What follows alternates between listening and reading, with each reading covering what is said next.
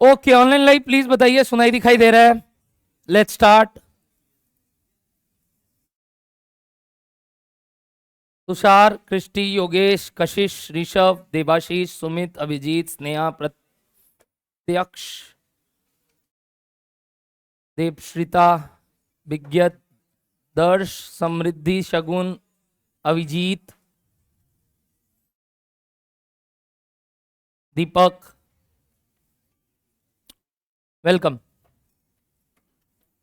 Okay, great, let's start then. Good morning everybody, good morning everybody. बहुत बढ़िया। Last class हम लोग ने पहला दिन अपना एफएम का इंट्रोडक्शन टू फाइनेंशियल मैनेजमेंट, जहां पे हमने उसका ऑब्जेक्टिव और फंक्शन समझा था। ध्यान है आप सबको? क्या थे दो मेन ऑब्जेक्टिव्स? वेल्थ मैक्सिमाइजेशन और प्रॉफिट मैक्सिमाइजेशन। ध्यान है आप सबको? वेल्थ मैक्सिमाइजेशन में हम कंपनी पॉइंट ऑफ व्यू से क्या बढ़ा सकते हैं जिससे वेल्थ मैक्सिमाइज हो, उसका मार्केट शेयर प्राइस। ध्यान है सबको? और प्रॉफिट मैक्सिमाइजेशन में ईपीएस का बात किया था। नेक्स्ट बात आपको किया था, इस सबको अचीव करने के लिए जो रोल है किसके? फाइनेंशियल मैनेजर के। क्या है?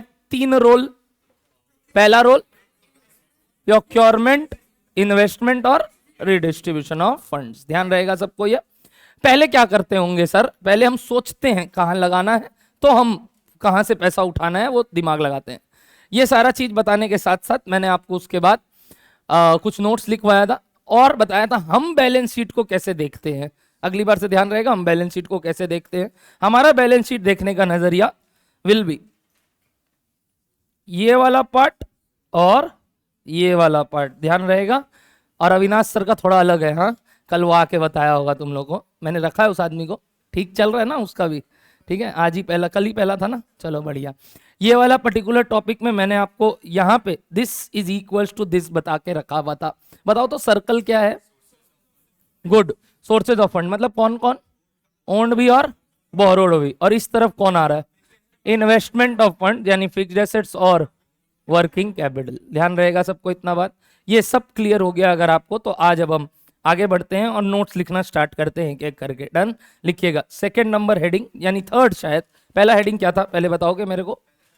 पहले मैंने क्या लिखाया था? ऑब्जेक्टिव। फिर क्या लिखाया था? फंक्शंस। हेडिंग कर देना उसको, ऑब्जेक्टिव्स और फंक्शंस। हेडिंग नंबर 3 स्टार्ट करते हैं बाबू और फिर आपका डाउट लेते हैं। ओके, हेडिंग नंबर 3 स्टार्ट करते हैं फिर डाउट लेते हैं। चलिए नंबर 3 सीख जाओगे, वो चिक भी सब सिखाऊंगा, चिंता मत करो। अभी लिखो heading number 3, sources of funds. Sources of funds क्या बताया था ब्रॉडली? कितने सोर्सेज है दोस्त? 2। कौन कौन से?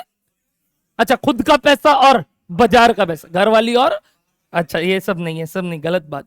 एक एक रखो, बी लॉयल, एकदम लॉयल। ठीक है, धंधे में सब चलता है। हाँ, चलिए लिखिए ओन फंड्स और दूसरे तरफ लिखो बोरोड फंड्स। लिख लिया? चलिए सबसे पूछते हैं, कंपनी में खुद का पैसा, कंपनी का खुद का पैसा, मालिक का पैसा, कौन होते हैं मालिक? Share holders. मैं पूछ रहा हूं, 2 शेयर होल्डर्स होते हैं, एक जो आप सुनते हो इक्विटी और एक होता है प्रेफरेंस। पूछूंगा आपसे। और बोरोड फंड मतलब क्या? बाजार का पैसा मतलब किधर किधर से लिए हैं, जिससे आप कोई एक फीचर जिससे मेरे को ये 2 फंड डिस्टिंग्विश कर सको बताना। और कल का एक होमवर्क याद रखना, माल्या जी के हिसाब से जो मैंने आपसे पूछा था वो पर्टिकुलर चीज भी मैं आपसे थोड़ी देर बाद पूछूंगा। बट पहले मैं जानना चाहता हूं ओन फंड और बोरोड फंड में कोई एक फीचर जिससे आप मेरे को बोल सकते हो सर ये ओन फंड होगा और ये बोरोड फंड होगा। कोई एक फीचर हाथ ऊपर करके हाँ ठीक है, 1 2 3 4 5 6 7 8। क्या बात है, क्या बात है, नए लोगों को मौका मिलना चाहिए यहाँ पे। डन, ठीक है। पीछे आप नाम बताइए, बैठ के यहाँ इतना इज्जत। बताओ स्पर्श, बताओ क्या बोलना चाहोगे?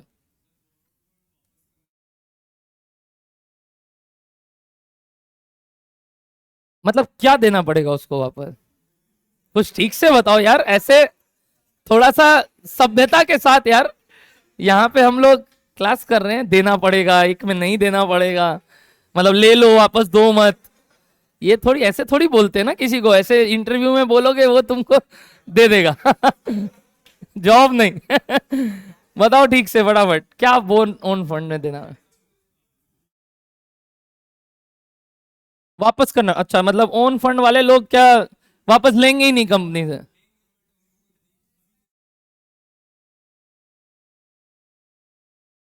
अच्छा मतलब इनको कंपलसरी है देना होगा, इनको कंपलसरी नहीं है नहीं देना होगा, इरिस्पेक्टिव ऑफ प्रॉफिट। तब आप रिटर्न का बात कर रहे हैं, पैसा मतलब दो होता है, ये दे रहे हैं हम लोग को principal, what are they giving us, कौन दे रहा है प्रिंसिपल?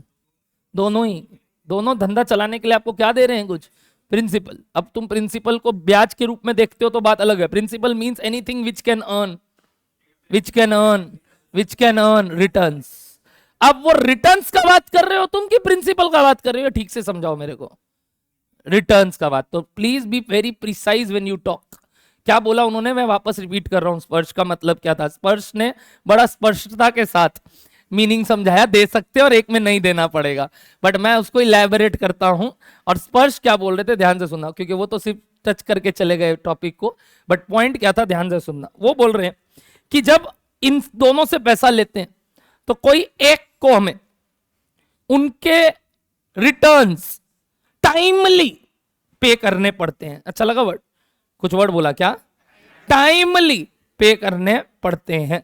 एक वर्ड एड ऑन किया उसके बाद बच्ची ने कि भैया इररिस्पेक्टिव ऑफ प्रॉफिट अर्न, मतलब कुछ भी हो जाए कंपनी में हमें मतलब नहीं है, एक में हमें उनके, वापस बोलो, रिटर्न्स क्या करने पड़ते हैं, टाइमली पे करने पड़ते हैं। और एक में नहीं करेंगे तो भी चलेगा, करो तो भी चलेगा, मतलब there is no compulsion to pay back the returns, not principal, गलत वर्ड नहीं, पैसा दिया वो देना पड़ेगा, तब तो प्रिंसिपल तो दोनों में सामने वाला बेवकूफ थोड़ी है कि हम पैसा दे दिए जाओ रख लो तुमको जितना एंजॉय करना है करो, नहीं, लेंगे तो सर ही वापस। अब वो टाइम जरूरी नहीं है और रिटर्न भी जरूरी नहीं है कब मिले। ओके ये एक बात आया। अगर ये एक बात आया, आप लोग तो पढ़े लिखे ही हो और अकाउंट्स भी जानते हो, फाउंडेशन लेवल से इंटर लेवल तक आ गए हो, मेरे को एक आदमी को प्लेस करना है इधर, हेल्प मी। हाँ, प्रेफरेंस शेयर्स, अरे तेरी कुछ पूछ रहा हूं सुने, एक मिनट एक minute, take your 30 seconds time, अपने माइंड के अंदर कुछ चीज सोचने बोल रहा हूं। प्रेफरेंस शेयर्स को मैं कहीं प्लेस करना चाहता हूं इस दो में, क्या लगता है आपको? एक बार 30 सेकेंड सोच लो, फिर बात कर लेंगे कि सर हाँ चलो, आपने जो तरीका मेरे को बोला, अब आप सोच लो प्रेफरेंस शेयर्स को क्या देते हो आप, कैसे देते हो आप, क्या करते हो आप, वो उसका देना नहीं, ठीक है, अपने वाला रिटर्न वाला बात, तो वो देना लेना देना समझ लो और मेरे को फिर बताओ आपको क्या लग रहा है प्रेफरेंस बेचारा कहां जाएगा। स्क्रीन ब्लर कर रहा है, बफर कर रहा है, मे बी मैं देख ले रहा हूं, एनकोडिंग थोड़ा धीरे हो रहा हो, I will check, don't worry. और कोई भी बोल सकता है। Okay Sumit Devashish, got your point. Owners as per accounting standard, तो 1:30 बात करना, मेरे आगे नहीं 1:30 अकाउंटिंग स्टैंडर्ड बोलो, मेरे आगे नहीं। हमको किताबी भाषा से मतलब ही नहीं है, हमको ना कंपनी एक्ट से लेना देना है, ना हमको अकाउंटिंग स्टैंडर्ड से लेना देना है, और ना हमको पर्टिकुलरली तुम्हारे इनकम टैक्स एक्ट से लेना देना है। ये सब चल रहे हैं इंटरनल बातें, और इंटरनल लोग क्या करते होंगे तुमसे पूछना चाहूंगा। 30 seconds is over, let's see. एक कोरस में सब जवाब देंगे, देखते हैं किसका ज्यादा आवाज आया, ठीक है। 1 2 3, एक और बार 1 2 3, ले इस बार थोड़ा जोर तेज हो गया, ठीक है चलो अब हाथ ऊपर करवाते हैं, पोल। हाँ, कितने लोग बोरोड फंड्स, ओके हाथ नीचे, कितने लोग ओन फंड्स, डोगले लोग, एक मिनट, कई लोग दोनों में हाथ ऊपर किया, डोगला लोग, एक सेकेंड, डोगला लोग हमको मिला, कहां गए वो डोगले?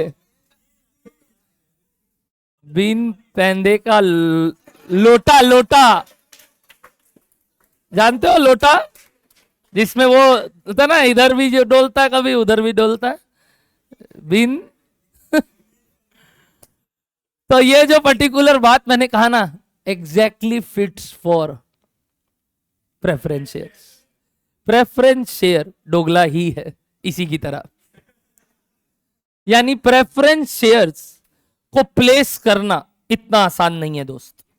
प्रेफरेंस शेयर बेटा दोनों का फीचर लेके रखा है। अभी थोड़ा देर पहले आपने बोला, कई बच्चे ऑनलाइन में भी लिखे कि as per accounting standards, as per placing of financial statement schedule 3, अगर कुछ कुछ पढ़ा है अकाउंट्स, तो उधर हम बोलते हैं प्रेफरेंस को हम इज्जत देते हैं, स्थान देते हैं किनके साथ, यानी from the view point of सुनना कैपिटल स्ट्रक्चर, क्या वर्ड बोला सुना, कैपिटल स्ट्रक्चर, कि अगर कहीं पे भी कैपिटल की बात करें कि कितने लोग घर के थे और कितने लोग बाहर के थे, तो प्रेफरेंस बेटा क्या बोलता होता है, मेरा मालिकाना हक है। कैसा हक है बताओ, मालिकाना। क्यों पता है, कहीं कहीं इनका राइट है क्या करने का, पता है, वोट देने का, कहीं कहीं राइट है वोट देने का। यह आप पढ़ेंगे कंपनीज एक्ट में कि भैया कहीं कहीं प्रेफरेंस का राइट क्या है बताइए, वोटिंग करने का। बट मैंने जिस एस्पेक्ट में सोच बोला ना, आप लोग सबको तब बोरोड फंड में डालना चाहिए था। मैंने जब पूछा कि इनको कंपलसरी पेमेंट करना पड़ता है, तो आपने बोला बोरोड फंड्स को कंपलसरी पेमेंट करना पड़ता है। आपको मालूम है प्रेफरेंस शेयर्स क्या कमाते हैं, डिविडेंड, बट वो डिविडेंड रेट फिक्स्ड रेट होता है, आपको मालूम है, मतलब वो भी देनो पड़सी, आज नहीं तो कल, मतलब क्यूमुलेटिव वाला चीज सुने हो कभी बचपन में?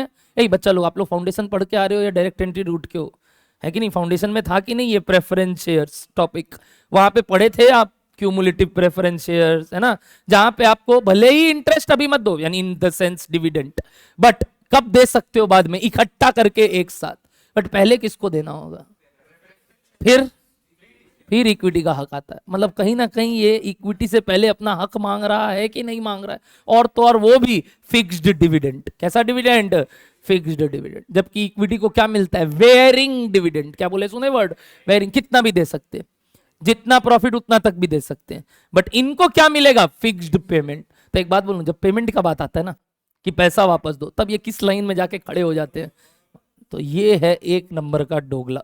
यानी प्रेफरेंस को हमें ये बात ध्यान रखना है कि किसी चैप्टर में प्रेफरेंस को मैं कहां बताऊंगा तुमको, और किसी चैप्टर में प्रेफरेंस को कहां रखूंगा, पता है जिस जिस चैप्टर में पेमेंट्स की बातें उठेंगी, जिस जिस चैप्टर में हम पेमेंट्स पॉइंट ऑफ व्यू से सोचेंगे, मैं उसको कहां रखूंगा पता है, फॉरवर्ड फंड के हिस्से में।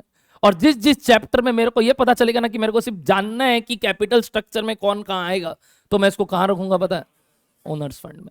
कल अपने चैप्टर्स भी देख रहे थे, डिस्कस करेंगे, वापस सोचेंगे कि किस चैप्टर में जाके प्रेफरेंस क्या बन जाएगा बेटा। बट एक बात पक्का हो गया, ओनर फंड में इक्विटी फिक्स हो गया, बोरोड फंड में वो डेट वाले लोग फिक्स हो गए, बट ये जो प्रेफरेंस है ये कभी ओनर में जाएगा, कभी बोरोड में जाएगा, डिपेंडिंग अपॉन हम किस पर्सपेक्टिव से सोच रहे हैं प्रेफरेंस को। क्या बोलो, दिमाग चला सबका, पक्का एवरीबॉडी ध्यान रहेगा, ओनर फंड और बोरोड फंड। अकाउंट्स में क्या जानते हो, ओनर फंड पक्का, क्योंकि वो आप कहां लिखते हो याद है, इक्विटी शेयर कैपिटल, फिर प्रेफरेंस शेयर कैपिटल, बोलो हाँ या ना, फिर आप लिखते हो रिजर्व्स। तो इसलिए आपको क्या पता रहता है कि ओनर फंड में आएगा कौन, प्रेफरेंस। तो कई बच्चे जो हाथ उठाए वो किस पर्सपेक्टिव से उठाए बताए, अकाउंटिंग, क्योंकि आप सब अकाउंटिंग के बच्चे, मतलब है अपने माँ बाप के बच्चे आप, बट कम से कम पढ़ क्या रहे हो बताओ, वो कॉमर्स। तो आपको क्या दिमाग में आया कि हमें पता है ये कहां जाएगा, ओनर्स फंड। बट पता है थोड़ा देर पहले मैंने बात को घुमाने के लिए ही स्पर्श से जो पूछा कि किसको क्या करने से तुम्हें पता चलता है ओन है कि बोरोड, तो क्या बात आया पता है, फिक्स्ड पेमेंट, फिक्स्ड। तब तुम्हारा दिमाग चलना चाहिए था, एक मिनट प्रेफरेंस भी तो बेटा क्या मांगता है, फिक्स्ड पेमेंट। तो दोनों पॉइंट ऑफ व्यू दिमाग में अगर रखते तो आपके मन में भी वो डोगलापन आता कि भैया क्या करे, इसको अभी आपको ओनर बोले कि बोरोड बोले। तो पर्सपेक्टिव सोच के बोला जाता है। बोलो दिमाग में अगली बार से बात ध्यान रहेगा। तो किसी के आगे भी पता है, आगे से मुंह खोले तो उससे पहले हमेशा सोच के बोले। और पता है आप लोग बनने भी क्या वाले हो, सीए। सीए लोग क्या होते हैं पता है, diplomats. Always give a diplomatic answer, कि भैया थोड़ा सा समझाइए वापस, कि कभी भी तुरंत कंक्लूजन में जंप करना भी मत, पहले थोड़ा और उससे क्वेश्चन का और मीनिंग निकाल लेना कि कहना क्या चाहते हो आप, बोला ठीक से बता दो, तब हम जवाब देंगे। ये भी हो सकता है और ये भी हो सकता है। तो अगली बार से be diplomat, don't give just a clear answer to anybody, क्योंकि आपको मालूम होगा दुनिया में हर एक चीज का दो आंसर पॉसिबल है, यस भी और नो भी, डिपेंडिंग अपॉन सिचुएशन, पर्सपेक्टिव। तो ये वाला बात को देख के ही हम हमेशा आगे से जवाब देंगे। क्या क्लियर है सबको ये वाला बात? तो अगली बार से जब भी आंसर पूछूं, सर बताता हूं आपको सोच के, हाँ कई जगह स्पष्ट हो जाएगा जब मैं पूरा बातें कंप्लीट कर दूंगा। जैसे अभी पूछा कि जैसे ही मैंने बोला कि घर कहाँ है उनका, घर तो भैया उनका ओनर की जगह है, बट देखा जाए तो जैसी पेमेंट मांगने आते हैं तो किस लाइन में जाके खड़े हो जाते हैं, बोरोड फंड के साथ। क्योंकि इंटरेस्ट के बाद जो हम डेट को दे रहे हैं, किसको पेमेंट करना पड़सी, प्रेफरेंस को पेमेंट करना पड़सी। बोलो डन है सबको बात, पक्का। आइए लिखते हैं ओन फंड्स के अंदर सबसे पहले, ओन फंड्स के अंदर एरो देके फटाफट एवरीबॉडी जिस्ट में लिखिए equity share capital and reserves and surplus, जिसको आप रिटेन्ड अर्निंग्स भी बुलाते हो अकाउंट्स में। क्या ये रिजर्व एंड सरप्लस भी किसका हक है? मालिक का ही। कैसे ये मालिक का हक है सर? इसमें वो सब है तुम्हारा सिक्योरिटीज प्रीमियम, क्या इशू एट अ प्रीमियम हो सकता है कि नहीं, तो वो सिक्योरिटीज प्रीमियम, सिक्योरिटी मतलब शेयर जो कि प्रीमियम में इशू किया गया था, यानी एक्स्ट्रा पैसा लिया गया था, वही सब है इसमें। और जो प्लॉ बैक हो रहा है प्रॉफिट, वर्ड समझ में आया क्या बोले? प्लॉ बैक मतलब क्या? पैसे जो वापस कंपनी में ही घुस रहे हैं, ना कि मालिक लोग को मिल रहे हैं, वो भी किसका पैसा है? अल्टीमेटली मालिक का ही पैसा है। तो ये रिजर्व एंड सरप्लस और इक्विटी शेयर कैपिटल मिला के क्या होता है बताइए? Owner's fund. ये मालिक का पैसा है, धंधे में जो पैसा दिख रहा है, मालिक का पैसा कितना दिख रहा है? इतना दिख रहा है। अब आओ यहां पे बोरोड फंड्स में, LTB क्या वर्ड लिखा बताइए? Full form long term borrowings, लिखिए लॉन्ग टर्म बोरोइंग्स इंक्लूडिंग सब चीज, क्या क्या पता है? लिखो बॉन्ड्स, डिबेंचर्स, लोन्स एक्सेट्रा। जो तीन ब्रॉड हेड्स तुम लोग सुनते हो आजकल, ब्रॉड हेड्स यानी कि बॉन्ड्स, डिबेंचर्स और क्या लिखा है बताइए? लोन्स। जल्दी आओ जल्दी आओ जल्दी आओ, वेरी लेट। सुन रहा था मेरे को रास्ता में? सही में? वेरी गुड, बैठो। कल का बात ध्यान है तुमको? तो ध्यान ही होगा। बैठिए बैठिए बैठिए फटाफट बैठिए। एक जन को नहीं लिखा मैंने, उस डोगले को बेच रहा, बीच में ही लिखो तुम। यहाँ पे क्या लिखो बताओ? प्रेफरेंस शेयर कैपिटल, और उसको ऐसे और ऐसे डाल दो। मतलब कभी कहां जाएगा और कभी कहां जाएगा? ओन फंड की तरफ रास्ता जब बनाओ तो लिखना view point of capital structure, यानी वही फाइनेंशियल स्टेटमेंट्स। क्या लिखे? View point of, view point of, जल्दी जल्दी जल्दी जल्दी आइए। व्यू पॉइंट ऑफ क्या लिखे वो बताओ? Capital structure. तो बताओ इस तरफ किस हिसाब से जाएगा? व्यू पॉइंट ऑफ लिखो payments, view point of capital structure, ये लिखा हूं view point of capital structure. थोड़ा ना अब नवनीत मुंद्रा का हैंडराइटिंग अडेप्ट करना स्टार्ट करो। सर सेकंड क्लास हुआ है, कम ऑन। फिर भी साफ लिख रहा हूं अभी तक तो, ठीक है। और शॉर्ट फॉर्म लिखा हूं तो डिक्टेट कर रहा हूं, view point of capital structure. और इस तरफ क्या लिखा? View point of payments. लिख लिया सबने? पक्का? जैसे इसका डेफिनेशन बताइए आप। पैरासीटामोल नहीं, कॉमर्स वाले, ये पर्टिकुलर्स है तुम लोग के लिए। ये अगर लिखा जा रहा है तो ये पर्टिकुलर्स है। डॉक्टर वाले समझते हैं इसको क्या, पैरासीटामोल ले रहे हैं। तो डॉक्टर ये लिख के देता है बेटा, कंपाउंडर ठीक समझ जाता है। तुम लोग अभी तक नहीं समझ रहे हो कि ये सब थोड़ा बहुत पेमेंट समझो यार। अब वो MENT दिखना चाहिए इसमें है, तो अगर हम ऐसे लिख रहे हैं तो ये पर्टिकुलर्स ही है, तुमको पता होना चाहिए, ठीक है। अगली बार से ध्यान रखना। चुप रहो, दिख रहा है, साफ साफ दिख रहा है सर, साफ साफ दिख रहा है। लिख लिए सब कोई? पक्का? तो ये प्रेफरेंस शेयर कैपिटल को हम कभी यहां भी बेच सकते हैं और कभी यहां भी बेच सकते हैं। बात करेंगे बाद में, जब जब जहां जाएगा चैप्टर अनुसार। अभी तो ये हुआ सबसे पहला बात, सोर्सेज ऑफ फंड। क्या हमने ऊपर डायग्राम में भी बनाया था, क्या यही वो सोर्सेज ऑफ फंड थे? है कि नहीं? तो कल एक बच्चा बोल रहा था, मैंने जाते जाते सुना कि सोर्सेज ऑफ फंड मतलब ओनर्स फंड सिर्फ। क्या सोर्सेज ऑफ फंड में ओनर्स फंड आता है कि बोरोड फंड भी आता है? मतलब जो मैंने ये सर्कल बनाया था इसमें वो LTB भी है क्या? हाँ, तो ये जो पार्ट है ये सिर्फ कौन सा वाला पार्ट है पता है? Current liabilities. कौन सा वाला पार्ट है? Current liabilities. बोलो डन है सबको बात? नीचे लिखेंगे उस बात को। नंबर 4 हेडिंग, नंबर 4 हेडिंग लिखिए, इन्वेस्टमेंट ऑफ फंड्स। क्या लिखोगे? Investment of funds. बताओ इससे एरो देके क्या क्या, एक क्या बोला आपको बताओ? Fixed assets and long term investments. Fixed assets and long term investments. On the other hand इस तरफ आ जाएगा तुम्हारा WC, full form working capital. Please everybody right full forms. मैं टीचर हूं, मैं कुछ भी कर सकता हूं। वर्किंग कैपिटल लिख लिया। वर्किंग कैपिटल और फिक्स्ड एसेट्स में, वर्किंग कैपिटल में लिखना funds required for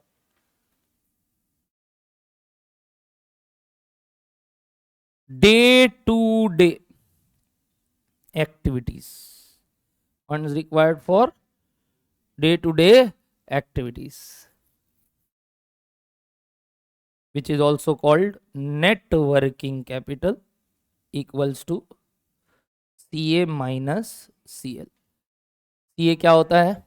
current assets minus current liability, जिसको हम नेट वर्किंग कैपिटल भी बोलते हैं। मतलब working capital is also called net working capital, क्योंकि हम इससे कुछ माइनस करके बोल रहे हैं, विच इज करंट लाइबिलिटीज, जो डे टू डे ऑपरेशन चलाने को लगते हैं। सर माइनस क्यों करते हैं करंट लाइबिलिटी? क्योंकि अगर कहीं पे हमें पैसे देने हैं धंधा चलाने के लिए, तो कई काम मार के भी तो रखे हैं। सामने क्या है पता है? मारा हुआ पैसा। मतलब क्या? जिसको देना था बट दिए नहीं, या जिससे लेके रखे हैं और दे देंगे। तो ये वाला पार्ट भी से धंधे में क्या हो रहा है? देना नहीं पड़ रहा है, और कुछ पार्ट है जो हमें देना पड़ेगा। तो वो हो गया हमारा day to day operations. Clear everybody? Fixed assets includes क्या क्या बताइए, आपको मालूम होगा क्या? Plant and machinery, land and buildings, other furnitures and fixtures,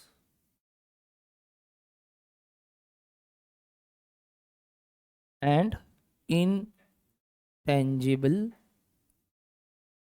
assets, intangible assets, plant and machinery, land and building, other furniture and fixtures, and intangible assets। लिख लिया सबने? लॉन्ग टर्म इन्वेस्टमेंट भी आपका सुना हुआ होगा कि अगर हमने कहीं पैसा लगाया है 5-5 साल के बॉन्ड्स में, हमने लगाया गवर्नमेंट गिल्ड्स में, गवर्नमेंट बिल्स में, तो वो सब चीज आ जाता है उसमें। जनरली देखने नहीं मिलेगा इस सब्जेक्ट में आपको, अकाउंट्स में तो आपने एक एक हेडिंग अंदर पे अंदर घुस के पढ़ा है, बट अभी हमारा ब्रॉड मतलब ये था। बोलो ओके है सबको बात? ये दोनों का equation will be always equal, तो लिखना नीचे जाके dash will be equals to dash, sources of fund is equals to, बोलो, इन्वेस्टमेंट ऑफ फंड्स। ये हमारा फाइनेंशियल इक्वेशन हो गया। अगर तुम लोग उस आदमी को बोलता है अकाउंटिंग इक्वेशन, तो ये हमारा फाइनेंशियल इक्वेशन है। ऐसा कुछ है नहीं, मतलब ये मत लिख देना फाइनेंशियल इक्वेशन, मैं ऐसे ही बोल रहा हूँ। इंटरनल रिकॉर्ड्स के कोई नाम नहीं होते। बोलो हाँ या ना? Of course. क्या इस तरीके से जब हम चीजों देख रहे हैं, ये पर्पस क्या है फाइनेंशियल मैनेजमेंट का? इंटरनल एस्पेक्ट, ये किसी को दिखाना नहीं है। फाइनेंशियल स्टेटमेंट्स कंपनी देखते हैं, फाइनेंशियल स्टेटमेंट के एनालिसिस, वापस से फाइनेंशियल स्टेटमेंट को हम अंदर ही अंदर कैसे कर रहे हैं यूज, वो बात किसी को बताना नहीं पड़ता। बोलो ओके। सोर्सेज ऑफ फंड और इन्वेस्टमेंट ऑफ फंड बराबर कर दिया सबने? पक्का? नेक्स्ट लिखना हेडिंग नंबर 5, हेडिंग नंबर 5 लिखो, comparative analysis of sources of funds, जिसको हम आगे से कैपिटल भी बुलाएंगे, जिसको आप सुनोगे कैपिटल इंप्लॉयड नाम से। क्या नाम से सुनोगे? Capital employed, capital employed. मिला आपको? Capital employed, comparative analysis of sources of funds. Bracket में क्या लिखा? Capital employed. बताओ अभी क्या क्या बताया आपको? एक क्या बोला आपको? ओन फंड्स, और एक तरफ क्या बताया आपको, बोलो, बोरोड फंड्स।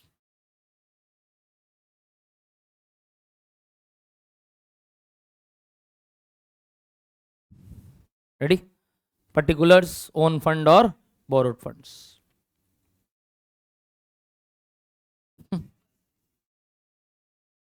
बोल रहा है ये सब क्लास यूट्यूब पे जाएगा इसलिए ये पूरा पूरा लिख रहा है।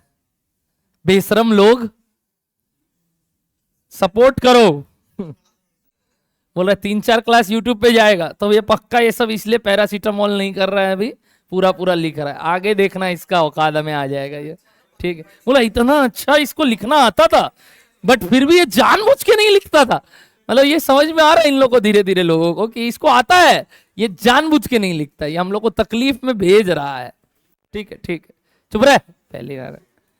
चलो रेडी करो, लिखो पर्टिकुलर्स के अंदर सबसे पहला पॉइंट, प्लीज एवरीबॉडी लिखना, लिखना, risk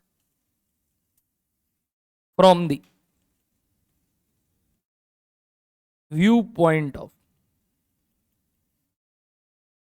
investor, from the view point of investor. दिमाग लगाते हैं, दिमाग लगाते हैं। रिस्क समझते हैं आप पॉइंट, क्या मतलब होता है रिस्क सर? अनसर्टिनिटी, यानी कि क्या पता क्या हो, पैसे तो दे रहे हैं, मिलेगा कि नहीं मिलेगा। तो बताओ किस पर्टिकुलर फंड में आपको लगता है रिस्क ज्यादा है, किसके व्यू पॉइंट से? इन्वेस्टर के व्यू पॉइंट से। देखो अगेन पर्सपेक्टिव चेंज होने से आंसर चेंज हो जाता है। अगर मैं वही कंपनी के व्यू पॉइंट से रिस्क नापूं तो आंसर विल बी रिवर्स। मैं अभी किस पर्सपेक्टिव से बात कर रहा हूं, तो प्लीज अकॉर्डिंगली गिव आंसर। देखिए डिप्लोमेट्स, समझ में आया? कभी भी रिस्क बोलते ही तुरंत मत बोलना ये ज्यादा रिस्की है, ये कम रिस्की है। अरे भाई सामने वाले के हिसाब से कि इस हिसाब से, ये भी बात पूछना सामने वाले से। इस बार मैंने पहले ही क्लियर कर दिया, from the view point of investor. चलिए पूछते हैं, क्या लगता है किसमें कम रिस्क है? बोरोड फंड में कम रिस्क है, क्यों? हाँ, इन्वेस्टर के व्यू पॉइंट से इसलिए कम रिस्क है, कंपलसरी पेमेंट्स मिलना है, फिक्स रिटर्न्स मिलना है, नियम है देना ही पड़ेगा, पहले देना पड़ेगा, प्रॉफिट आए ना आए। जबकि ओनर फंड में क्या पता पैसा आए या ना आए, क्या पता शेयर प्राइस ऊपर जाए या ना जाए। तो यहाँ पे रिस्क है और एक में रिस्क कम है। तो कौन सा ज्यादा रिस्की है बताइए? वो कौन सा? Owner fund. तो लिखिए हाई रिस्क, और इसमें क्या लिखोगे? Hence low risk. अच्छा, नो रिस्क किसी में नहीं है हा? पैसा दिए, चाहे तुम्हारे को भी दे रहे हैं तुम्हारा पापा, तो भी रिस्की सिचुएशन है। तो रिस्क हर जगह है, किसी को भी पैसा दो, नो रिस्क वाला चीज है ही नहीं। अब तो बिल्कुल नहीं है। एक जमाना था जब गवर्नमेंट था, अब तो गवर्नमेंट भी नो रिस्क नहीं बचा। बताओ सब कोई हाई रिस्क और क्या लिखे हो? बताओ लो रिस्क लिख लिया। अब एक बताओ, रिस्क है तो रिस्क है, ये सब तुम लोग एकदम मतलब यही सब डायलॉग याद है तुम लोगों को। चलो एक लाइन वापस से पूछ रहे हैं, higher the risk higher the return. Absolutely wrong. अगर ज्यादा रिस्क लेने से ज्यादा रिटर्न मिलता है ना, तो अभी के भी यहां से चले जाइए और सब कोई क्या काम चालू कीजिए, कोई ना कोई रिस्की काम। जैसे हाँ, गुड गुड सर, आईपीएल चालू हो रहा है, रखिए अब आप जाइए यहां से। हाँ बता, क्या क्या टीम बनाया गया, टीम बनाया गया, क्या लेगा बता। तो ये सब काम करी मत, पढ़ाई लिखाई साइड कर दो, तुरंत क्या करना चालू कर दो? सट्टाबाजी। सबसे ज्यादा रिस्क लो, पूरा स्पेक्यूलेटिव दुनिया बन जाओ कि कल क्या होगा, परसों क्या होगा। सट्टाबाजी छोड़ो ना, रास्ता में चलते चलते बता रेड गाड़ी कितना दिखेगा, लगा बाजी। अरे क्या मजाक थोड़ी है क्या? है तो क्या है दुनिया में? अगर रिस्क ही लेना है तो ऐसा लो ना कि चल लगा दिया, आज 10 गाड़ी निकलेगा रेड बगल से 1 मिनट के अंदर अंदर, बता कितने का, 10 का भाव दिया, 5 का भाव दिया, ये सब लगाओ। फिर आज बारिश होगा, कितना पानी गिरेगा बता, ये सब करो। चलो यहां से चलना चालू करते हैं, हम इस रास्ते से जाएगा, तुम उस रास्ते से, कौन पहले पहुंचता है, लगा ले बाजी। हर एक चीज में बाजी लगाओ, रिस्क खेलो, क्योंकि तुम ही बोला higher the risk higher the return. Absolutely wrong जो सब बोले पहले। क्यों रॉन्ग? सोचो एक बार, अगर रिस्क ही लेना होगा तो सब आज बिजनेस ही करेंगे। कोई भी तुम लोग जब सोच रहे आगे जाके जॉब या फिर बोल लो एक फिक्स रिटर्न, अगर ऐसा बात होता तो कंपनी के पास भी कभी क्या नहीं आता? बोलो, यदि तुम्हारा बात सुने तो कंपनी को क्या नहीं मिलेगा, या इन्वेस्टर कभी क्या नहीं पैसा लगाएगा? बोरोड फंड क्यों देगा जब उसको पता है रिटर्न ज्यादा जहां है वहां लगाते हैं ना पैसा। तुम भी तो दिमाग लगाओ, तुम एज एन इन्वेस्टर क्या चाहोगे? High return. तो तुम किस में पैसा लगाओगे? हमेशा किस में पैसा लगाओगे? जहां रिस्क ज्यादा है। बट क्या इसका मतलब पक्का है रिटर्न आएगा? कि आ भी सकता है। और यानी वी कैन नॉट से दिस लाइन एज रिस्क है तो इस कमबख्त है, जरूरी नहीं है आए। क्या बोलना चाहिए पता है? Higher the risk, higher the expected return. Return जरूरी नहीं है मिले, हम चाहते हैं रिटर्न आए, आए ना आए I don't know, but we expect higher returns, इसलिए लोग रिस्क लेना स्टार्ट करते हैं। बट रिस्क है तो रिटर्न है जरूरी नहीं है। बोलो वर्ड ओके है सबको? तो लिखना रिस्क पॉइंट ऑफ व्यू से जैसे ये समझे तो नेक्स्ट बुलेट बना रहा हूं, and that will be return की expected return, expected return of of investor. बोलो किस में हाई किस में लो? इसमें हाई किसमें लो? हाई एक्सपेक्टेशंस, और इसमें low expectations. Never say high return और low return, it's always expectations, expected return. क्या डन? तो लाइन क्या मिला पता है? हायर द रिस्क, जो तुम लोग बोलने वाला था, हायर द रिस्क। कभी मत बोलना आगे से हायर द रिटर्न, क्या बोलोगे? Higher the expected return. This is the very very very important golden line of finance. Higher the risk, higher the expected return. लिख लिया सबने? बात ध्यान रहेगा अगली बार से। सर इस बार 50 से 5 लाख होगा आईपीएल में क्या? अच्छा 50 रुपया लगाएगा 5 लाख करेगा, ठीक है। तो छोड़ना, क्लास छोड़ना, यहां से जा, मेरा भी ले ले 200 रुपया, जा हमको 20 लाख दे देना, ठीक है? 200 रुपया ले लो। बोल रहे 500, बेटा मेरे से अमीर बन रहे हैं।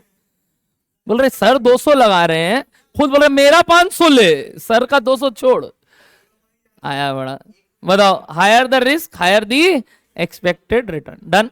ये किस पर्सपेक्टिव से बात कर रहे हैं? दोबारा पूछ रहे हैं आपसे हर बार, इन्वेस्टर के व्यू पॉइंट से। ठीक उल्टा पर्सपेक्टिव रख देना।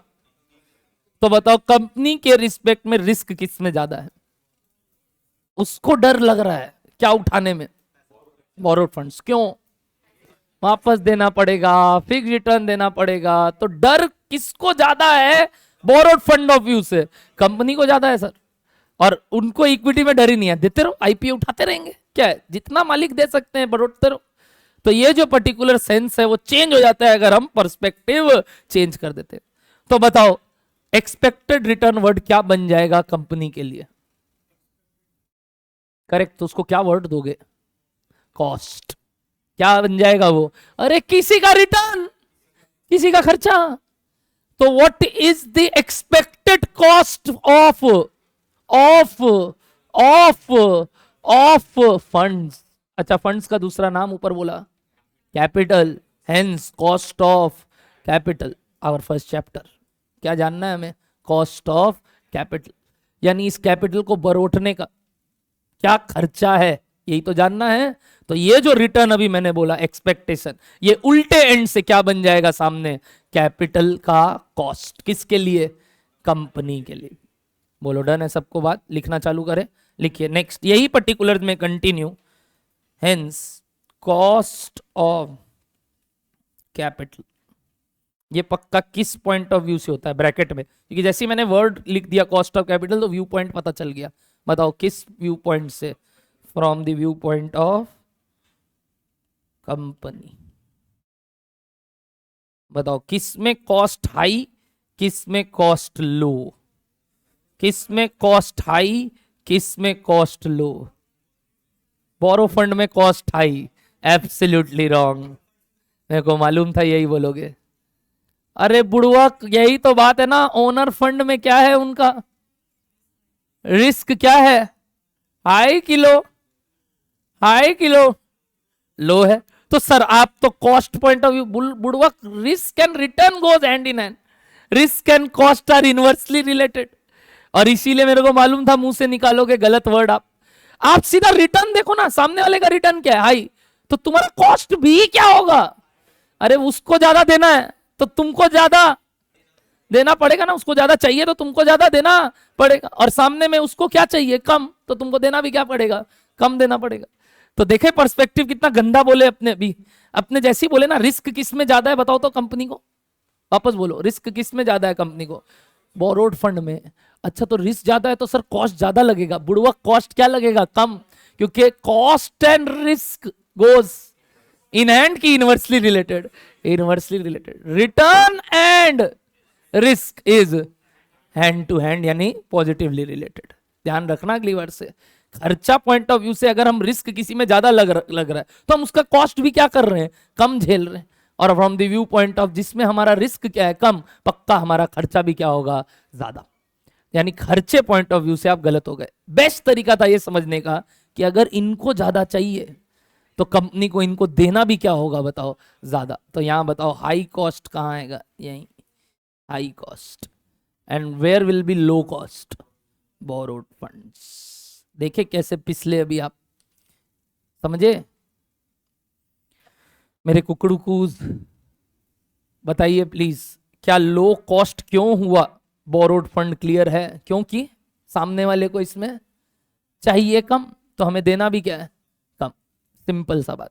अब बताओ मन में क्या आ रहा है, कहां से पैसा उठाना चाहिए, वापस एक दुविधा, ज्यादातर कंपनी क्या सोचेगा कहां से पैसा उठाए, जहां खर्चा कम है, कहां खर्चा कम है, बोरोड फंड में खर्चा कम है, तो क्या करना चाहिए कंपनी को, लोन उठाते रहना चाहिए कि नहीं उठाना रहना चाहिए, फिर डिपेंड करता है। अब इतना जल्दी डिप्लोमेट बन रही है, बड़ा जल्दी तुम लोग डिप्लोमेट बनना चालू हो गया, अभी तक तो सिखाया भी नहीं, नन्हे मुन्ने बालक, अभी तो बोला डिप्लोमेट बनना है और अभी से बनना चालू, डिपेंड करता है हर एक जगह, डिपेंड करता है।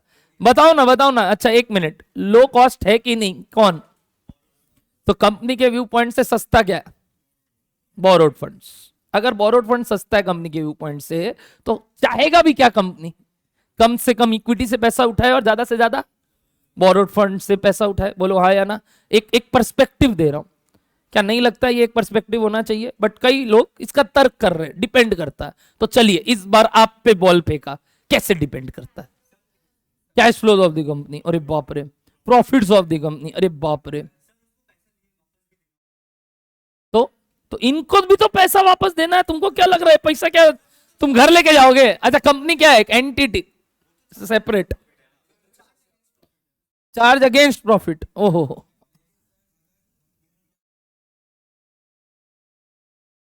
हा हा हा हा हा हा हा, कितना स्पष्ट आंसर दे रहा है बनिया आदमी, सुनना क्या बोल रहा है वो, अरे बांकड़ा में रहता है, बांकड़ा में रहता है तो थोड़ा बहुत धंधा समझता है, अरे वाह वाह वाह वाह, सुनना, नहीं नहीं नहीं नहीं सुनो मेरा बात, ये जो बात बोला अभी क्या बोला ध्यान से सुनना, बोला सर माना आपका बात, खर्चा कम किस में लगेगा, बोरोड फंड्स में, गजब बोला, बोला खर्चा कम लगेगा बोरोड फंड में, और वर्षा ने भी सेम आंसर दिया है ऑनलाइन लाइव में।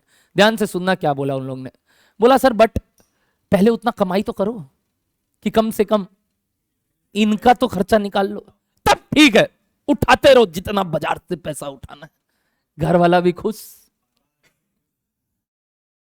आपको क्या लगता है रिलायंस कंपनी के पास लोन होगा, क्या दरकार है, वो आदमी जो भगवान को लोन दे सकता है, कौन, मुकेश अंबानी, जानते हो ना, भगवान को चाहे तो लोन दे सकता है, भगवान नहीं तो कम से कम वो जो क्रिसमस में सेंटा क्लॉस आता है ना, वो अपने सॉक्स में डालता है, पता है क्या, जो चाहिए मांग ले, अपने डालते ना सेंटा क्लॉस ये दो वो दो, वो अपने सॉक्स में डालता है, क्या पता है सेंटा क्लॉस क्या चाहिए मांग ले, ताकि तुमको हम दे रहे हैं सामने से, तो सेंटा क्लॉस को वो ट्रिमिंग का पैसा देता है कि कम से कम तुम दाढ़ी वाड़ी तो ठीक बना, तो सेंटा क्लॉस तक भगवान तक पैसा पहुंचाने का काम किसका है बताओ, मुकेश अंबानी, उसको लोन लेना पड़ रहा है।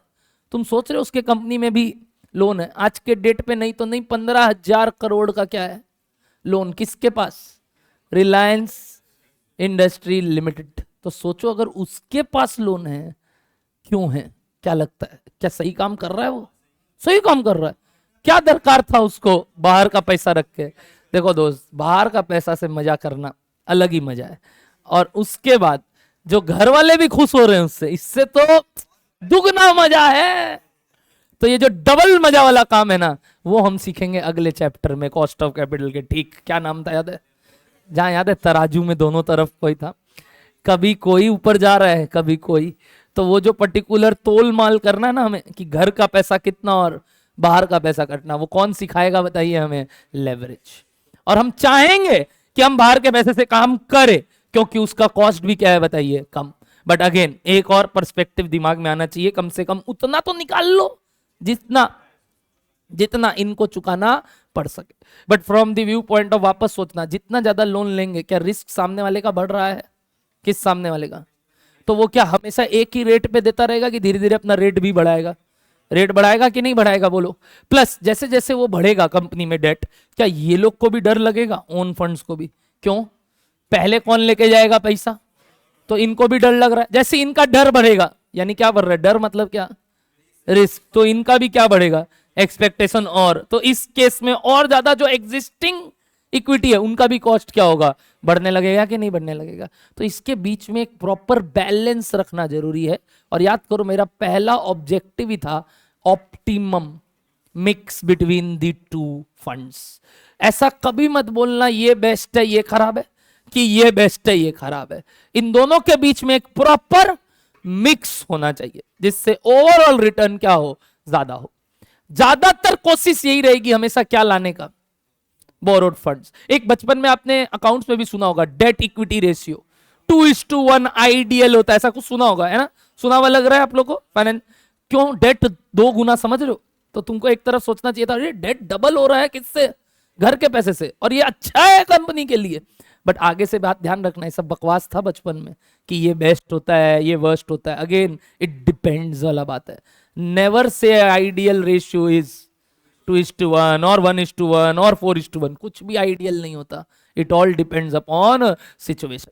अगर डेट 2:1 है और यहां तुम उतना कमा ही नहीं रहे कि किसको ना दे पाए पैसा, इंटरेस्ट का भी, तो तुम बेवकूफी कर रहे हो 2:1 डेट रख के। बेवकूफी।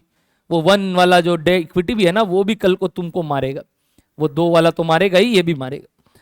तो ये जो पर्टिकुलर सिचुएशन है, ये हमेशा किस पे डिपेंड करता है सर? अलग अलग केसेस पे। तो अभी बताइए क्या होना चाहिए, किसको हम रखे? बोरोड फंड को कि ओनर फंड को? बोलो। There should be a proper mix. Of course we want, company point of view से क्या आए? Borrowed fund. इसको बोलते हैं लेवरेज। क्या बुलाते हैं? लेवरेज। कि जब आप घर के पैसों के साथ मिलावट कर रहे हैं, किसका? बाहर के पैसों का, तो आप लेवरेज कर रहे हैं। किसके साथ सर? ओन फंड्स के साथ। जब आप ये लेवरेज करते हो, क्या लेवरेज अलाउड है? किस हद तक अलाउड है? कितना कर सकते हैं? ये सब हम सीखेंगे सेकेंड चैप्टर में। फर्स्ट चैप्टर में क्या निकालना सीखेंगे? Individual cost of capital. Second chapter में अगेन कि कितना फिर वो मिक्स हो। इसलिए थर्ड चैप्टर का नाम ध्यान से देखे थे। उसके बाद देखो रेशियोज के साथ साथ अगला चैप्टर कैपिटल स्ट्रक्चर। तब जाके क्या बनेगा हमारा? वो सोर्सेज ऑफ फंड का ढांचा। बोलो, समझ में आ रहा है? सोर्सेज ऑफ फंड का ढांचा। तो 3 चैप्टर कनेक्टेड रहेगा एक दूसरे से, कॉस्ट ऑफ कैपिटल, लेवरेज और कैपिटल स्ट्रक्चर। ये जैसे ही हम 3 चैप्टर का बात कर लेंगे, मतलब हमने वो सोर्सेज ऑफ फंड को पूरा मक्खन रूप में समझ लिया। बोलो क्लियर एवरीबॉडी? चलिए लास्ट लाइन लिखते हैं। Hence a company desires hence a company desires to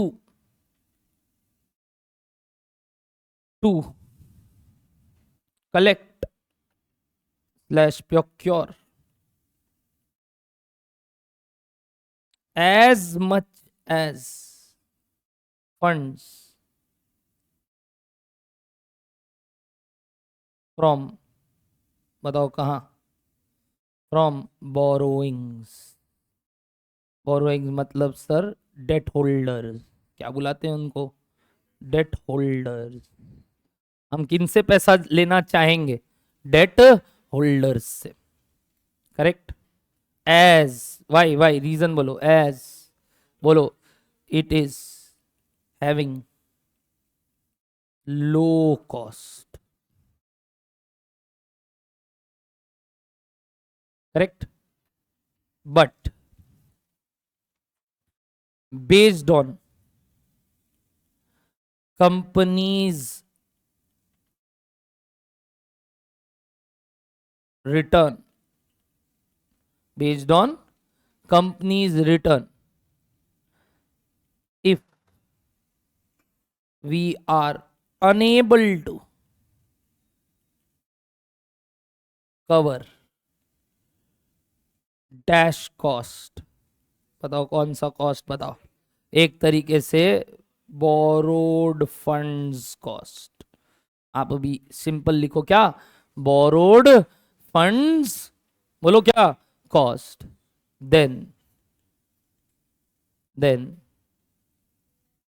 date borrowings या date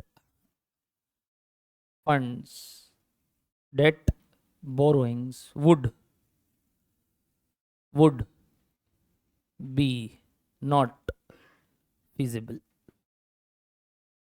would be not feasible। लिख लिया सबने, would be not feasible लिख लिया। therefore there should be a proper mix of own and क्या, borrowed funds।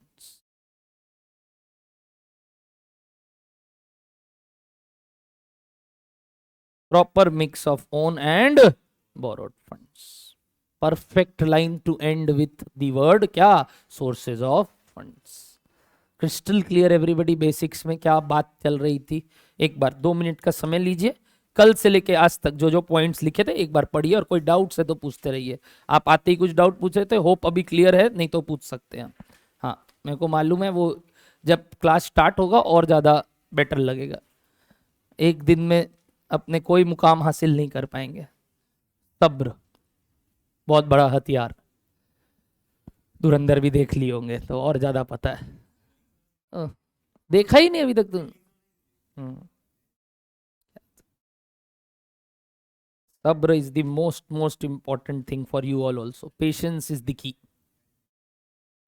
फटाफट पढ़िए 1 से लेके अभी तक की सारी बातें। देखिए कनेक्ट होगा आपका ऑब्जेक्टिव वाला पॉइंट ये लास्ट लाइन से, जो हमने ऑब्जेक्टिव सुना था उस दिन, ये इस पॉइंट से जाके कनेक्ट होगा। देखिएगा एक ऑब्जेक्टिव था सबसे पहला वेल्थ मैक्सिमाइजेशन में, प्रोक्योरमेंट ऑफ फंड में, और इस लाइन में।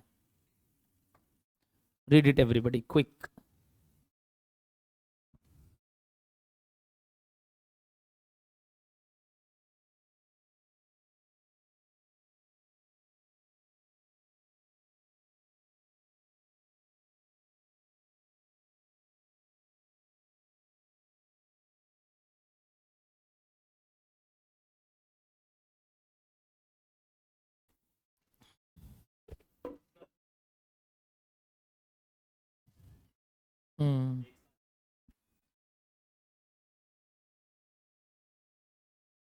अब इशू करना वैलिड है?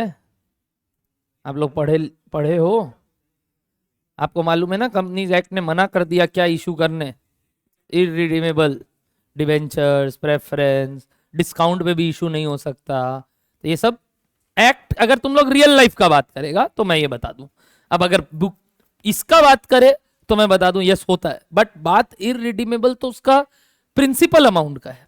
डिविडेंड तो देना पड़सी कभी ना कभी, और तुम इनको डिविडेंड जब तक नहीं देगा, किसको डिविडेंड नहीं दे सकता, तब फिर इनडायरेक्टली किसको पहले पैसा दो, नहीं तो तब तक तुम मालिकाना हक तक जा ही नहीं रहे हो। तो एक जन तो बीच में रोक रहा है ना, ऐसा भी होना चाहिए ना, जब इसको कुछ दे रहा है तो मेरे को भी दो। बोला नहीं, पहले पूरा ना मेरा लाइबिलिटी कंप्लीट कर दे, कर दिया, अब तुमको जितना इसको देना दे।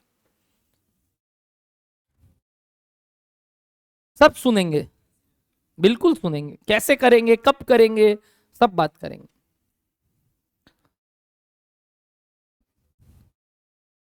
सर डिबेंचर बॉन्ड्स आज के दिन में क्यों नो रिस्क बच गया है? देखो अब किताबी भाषा में हम नो रिस्क में बोलेंगे, बट जैसा आप जानते हैं आज के दिन में गवर्नमेंट्स भी फेल कर रहे हैं।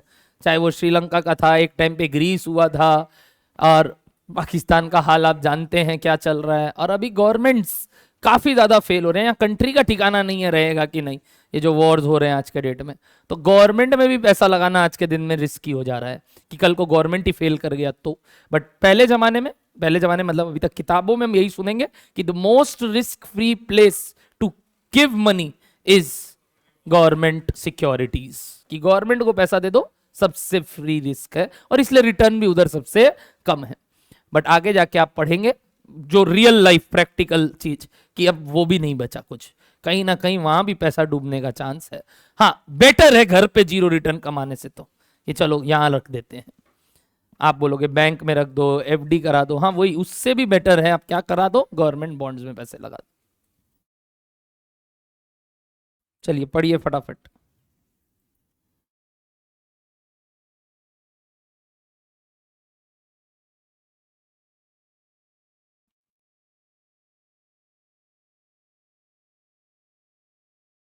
5 पॉइंट का quick reading, connect everything you have read till now.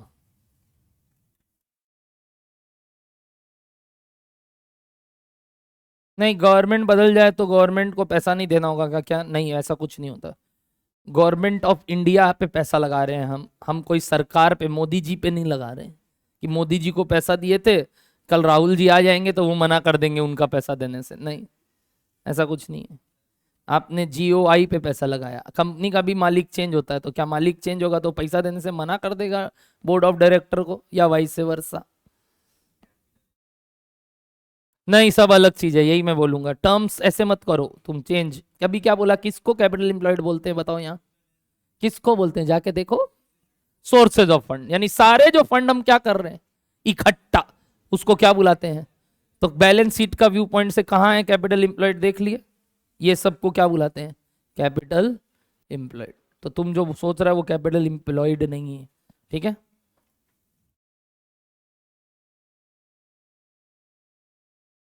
Done, पढ़ लिया सबने, पक्का। तो हमने 5 पॉइंट कवर किया जहां मैंने आपको सोर्सेस को लेके बात किया। आइए अब आगे बढ़ते हैं नेक्स्ट पॉइंट की ओर, जहां पे हम जाएंगे अब कमाई की ओर। यहां खर्चे खर्चे का बात चला गया, लिखना heading number 6, please note it down, please note it down everybody. Income statement, income statement.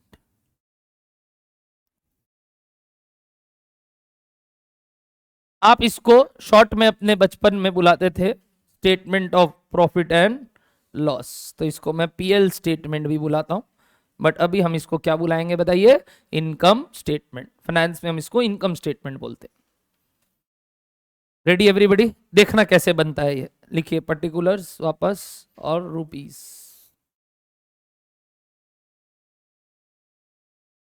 Ready? सबसे पहले हम कमाते हैं रेवेन्यू, जिसको हम क्या बुलाते हैं बताइए? हमारा सेल्स। जैसे ही हम अपना सेल्स रिकॉर्ड करेंगे, हम कॉस्ट माइनस करते हैं इससे। हम जो कॉस्ट इससे माइनस करते हैं वो कई रकम के होते हैं। पहला कॉस्ट जो मैं माइनस कर रहा हूं वो है हमारे लिए यहां पे सारे के सारे ऑपरेटिंग कॉस्ट। क्या बुलाते हैं हम उसको? Operating cost related to production. क्या बोला?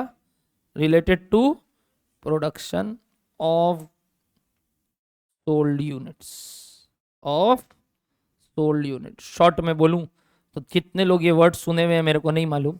COGS, cost of goods sold, जिनको हम बोलते हैं सारे operating cost related to production of क्या?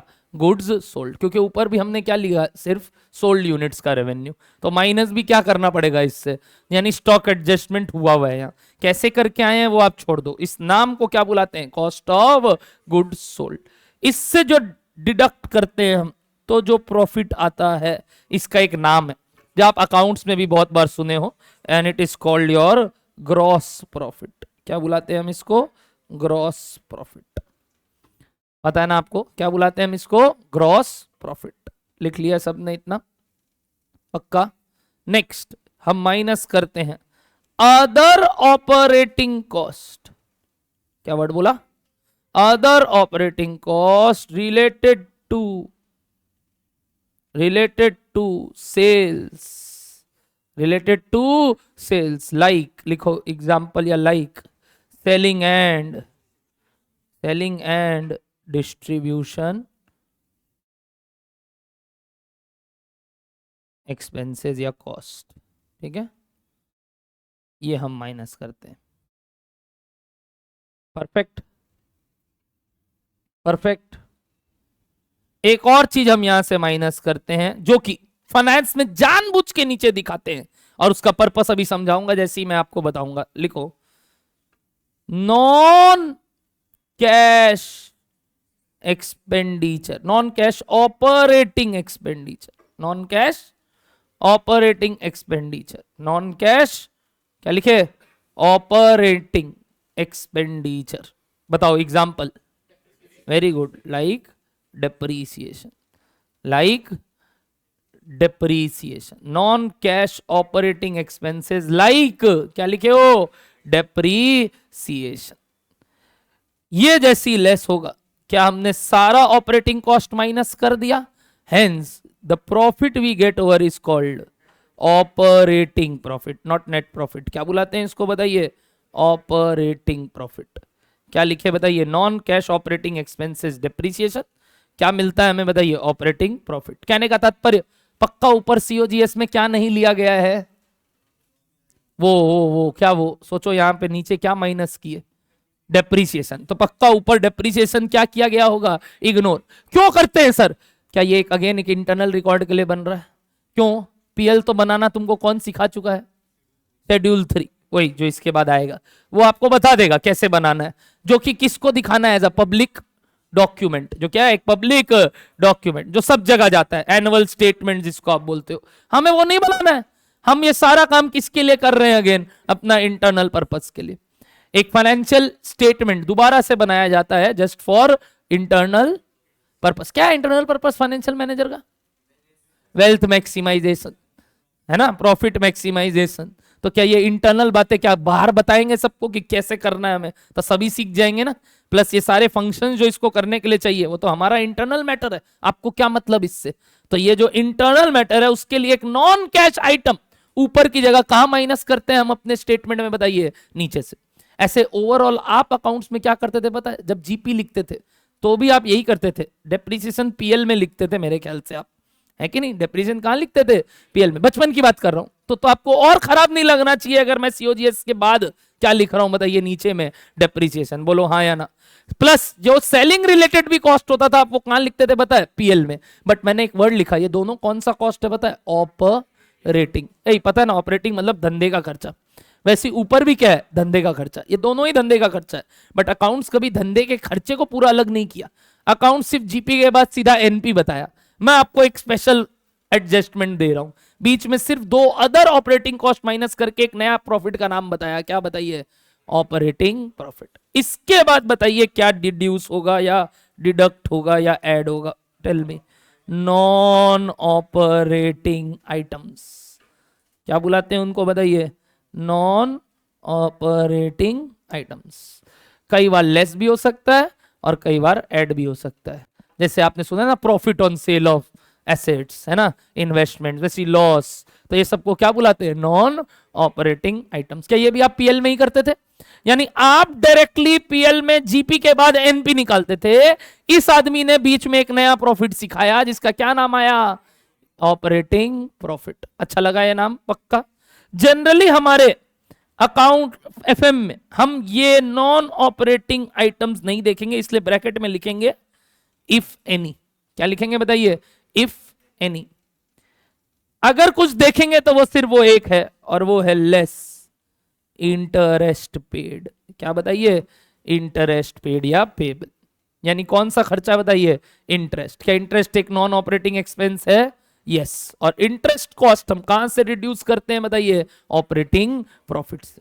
जैसे ही ये डिडक्ट करेंगे हमें क्या मिलेगा बताइए, हमारा प्रॉफिट बिफोर टैक्स, जिसको आप बोलते हो अकाउंट्स में नेट प्रॉफिट। क्या बुलाते हो बताओ, नेट प्रॉफिट। तो ये आया net profit before tax, net profit before tax. इसके बाद कौन आता है पता है, मोदी जी।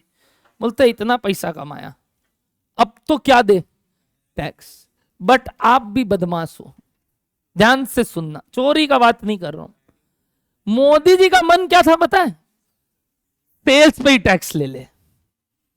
क्या तुम रो दोगे, गिड़गिड़ा दोगे, अरे मोदी जी कम ऑन, इतना क्या जल्दी है आपको टैक्स का। हमको कुछ घर तो ले जाने दीजिए पहले। बोला अच्छा ठीक है, क्या करना है तुम बताओ। तो बोला सर ये कमाई करने के पीछे मेरा क्या लगा है, खर्चा लगा है, वो तो रिड्यूस करने दो। तो हम करना चालू किए, तो हम भी बदमाश, हमने कहां तक खर्चा रिड्यूस कर दिया पता है, इक्विटी को भी डिविडेंड दे दिया। अब पता क्या आया मेरा प्रॉफिट उसके बाद, जीरो। मोदी जी को बोला क्योंकि उस पे जैसी रेट लगेगा 30%, जीरो का 30%, जीरो। लो कुछ कर लो जो करना। यानी अगर हमारे हाथ में होता तो हम मोदी जी को कब टैक्स देते, कभी नहीं। क्या देने के बाद, इक्विटी, सब बांट देते, सब बांट देते, बोले ले जाओ ले जाओ ले जाओ, टैक्स देना ही नहीं पड़ेगा, बच गया। तब वो वहां पे डिविडेंड टैक्स कर देता बेटा, वो भी होशियार है मोदी जी भी, ध्यान रखना। पर ठीक है, अभी के लिए सब बात छोड़ते हैं। हम कोशिश करते हैं हम सारा खर्चा डिडक्ट करने के बाद क्या देना चाहेंगे, टैक्स। और मोदी जी कहां लेना चाहते हैं टैक्स, कहीं तो बीच में बट आएगा ना, हम लोग भी बार्गेनिंग करेंगे और वो भी बार्गेनिंग करेंगे। बार्गेनिंग स्टार्ट हुआ, और बार्गेनिंग स्टार्ट होने के बाद एक जगह पहुंचे मोदी जी और बोले ऑपरेटिंग प्रॉफिट पे टैक्स दे दो दोस्त। तो हम लोग उनको समझाए कि सर ऑपरेटिंग प्रॉफिट में टैक्स देना आपका बात सही है, बट ये जो बाजार से पैसा उठाए हैं इनको क्या देना है हमें, कंपलसरी पेमेंट। इनको तो पहले देने दो, कल को आपका टैक्स देने के बाद इनको ही नहीं दे पाए तो बताइए आपके देशवासी लोग के साथ गड़बड़ हो जाएगा कि नहीं। बोला हाँ यार बात तो ठीक बोल रहा है। अब मोदी जी भी समझ रहे हैं थोड़ा थोड़ा चीज कि नहीं इनको पहले देने दो क्योंकि ये बाजार वाले लोग हैं, उसके बाद घर वाले लोग को रुक जाओ, उसको देने से पहले कौन आते हैं, गवर्नमेंट। तो इस गवर्नमेंट को जो पेमेंट करते हैं tax, compulsory payment, variable payment, क्या लगता है क्या है ये पेमेंट कंपलसरी नहीं है, ये एक परसेंटेज ऑफ क्या है बताइए, प्रॉफिट जो आप सेट असाइड करते हो गवर्नमेंट के लिए। इस कॉस्ट को कभी भी आप मेरे को ये मत बोलना कि ये फिक्स्ड कॉस्ट है कि वेरिएबल कॉस्ट है, नहीं, this is just a payment set aside for government, it is a percentage of what बताइए, नेट प्रॉफिट। वो कुछ हक तुमसे लेंगे, ये भी एक कॉस्ट है, बट ये कॉस्ट एक तरीके से अगेन नीचे आता है जिसको आप अप्रोप्रिएशन ऑफ प्रॉफिट बोलते हो। क्या बुलाते हो बताओ, प्रॉफिट को अपोर्शन कर रहे हो कि कुछ हिस्सा अपने कमाई का घर ले जाने से पहले किसको दो, क्योंकि गवर्नमेंट को बनाते वक्त क्या बोले थे, for the people by the people बोले थे ना। और पता है गवर्नमेंट को बोलते भी क्या है, पब्लिक फाइनेंस। तो मेरा ही तो पैसा को दे रहे हो तुम, तो तुम आप अपने लिए ही तो दे रहे हो पैसा, बोलता भी ना गवर्नमेंट, किसके लिए, तुम्हारे लिए ही तो है, बाद में तुम्हारे को ही तो देंगे वापस, इसमें लाइट बत्ती पंखा नीचे चलाएंगे ना रास्ता में। तो बोला अरे हम तो गाड़ी में घूमेंगे, बोला हमको क्या मतलब, हम लाइट बत्ती पंखा चलाएंगे। तो ये जो पर्टिकुलर टैक्स ले रहे हैं मोदी जी, ये कब लेते हैं बताइए, किस कॉस्ट के बाद, किस कॉस्ट के बाद, one more cost called interest. जबकि हिसाब से देखा जाए तो मोदी जी मांग कहां रहे थे पता है, सेल्स के बाद, बट वो तो जार्थी हो जाता, फिर भी एक प्रूडेंट डिसीजन होता अगर कहां देते, ऑपरेटिंग प्रॉफिट।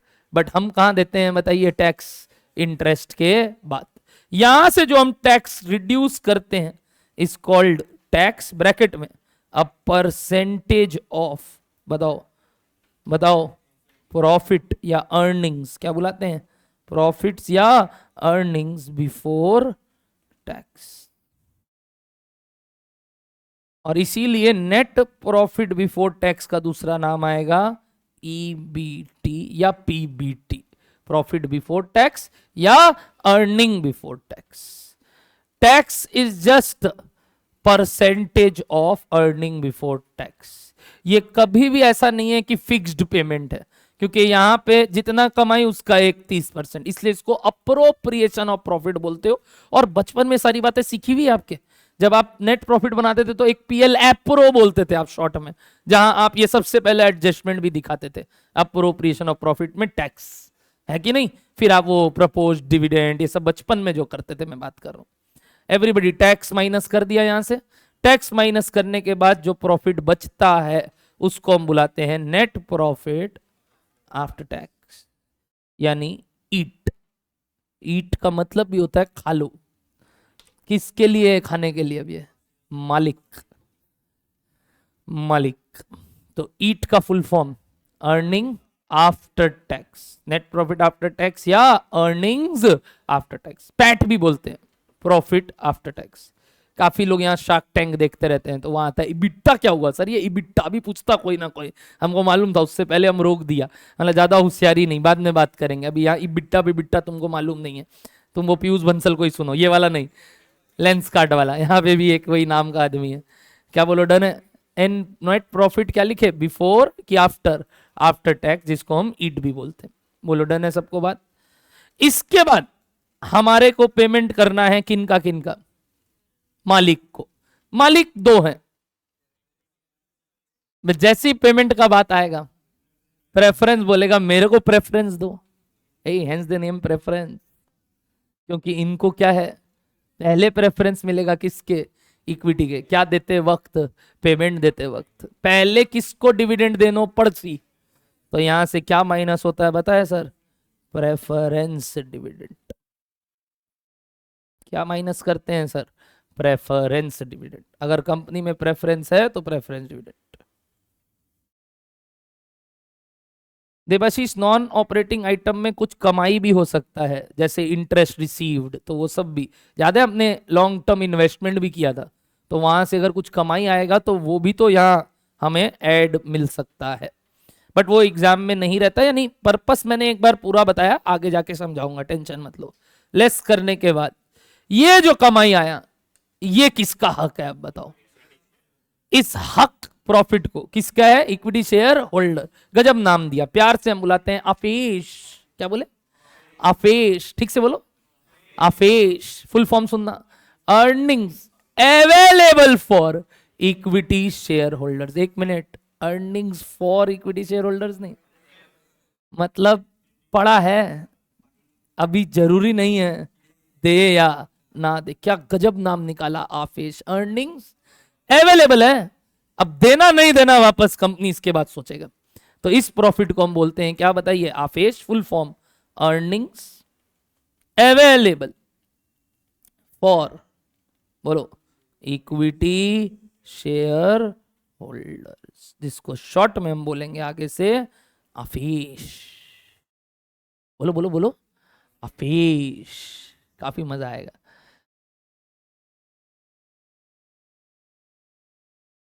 चुप रहे, आफेश। लिख लिया सबने, किधर, बोरोड में। अच्छा अच्छा अच्छा, मोदी जी से लड़ने आया है ये। क्या बोल रहा है, ध्यान से सुनना।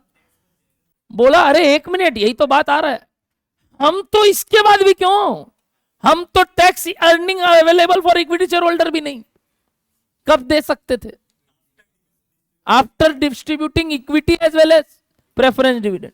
बट मोदी जी भी होशियार है, तो तुम बोलोगे सर प्रेफरेंस भी तो देना है, बट बोला जैसी वर्ड आ गया डिविडेंड, किसका पैसा हो गया ये, मालिक का। बोला बाहर वाला बोला ना, तो बोला इनको भी बोला इतना कहानी नहीं चाहिए। बाहर वाला मतलब बोरोड फंड्स, और बोरोड फंड में दोगला आदमी को हम नहीं गिनेंगे, क्योंकि वो देख रहा है उसको तो कमाई चाहिए, तो वो इस पॉइंट को क्या कर देता है बताओ, एक्सक्लूड। और वही हम तो चाहते हैं, ये भी क्यों, हम तो सबके बाद देंगे, मोदी जी तक पहुंचेंगे ही नहीं कभी।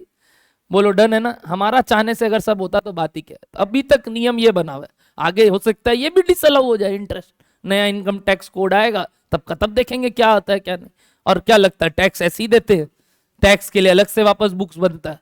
आप पढ़ेंगे सब टैक्स जब पढ़ोगे पीजीबीपी में, कि वापस से टैक्स निकाला जाता है। बोलते हम नहीं मानेंगे तुम्हारा स्टेटमेंट एज पर, बोलो क्या, पीएल यानी कौन सा अकाउंटिंग स्टैंडर्ड या कंपनीज एक्ट, वो बोलता है हम अपने हिसाब से फिर बनाएगा क्या एक और पीएल। तो जब ऐसा ही होना है तो ये लास्ट में जाके क्या है, कोई मतलब का बात नहीं है, सब एस्टिमेशंस चल रहा है कि रफली इतना टैक्स आएगा। बोलो आपेश आ गया क्या सबके पास। अब बताओ इससे क्या दे सकते हैं।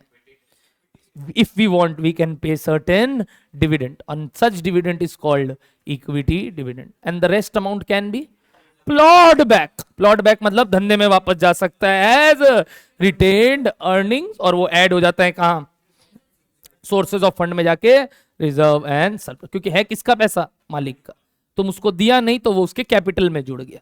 बोलो डन है। आइए लिखिए इधर से क्या माइनस करेंगे बताइए, इक्विटी डिविडेंड। इक्विटी डिविडेंड जैसे ये लेस करेंगे, जो अमाउंट आता है उसको हम बोलते हैं retained earnings, which is transferred to reserve and surplus, transferred to reserve and surplus.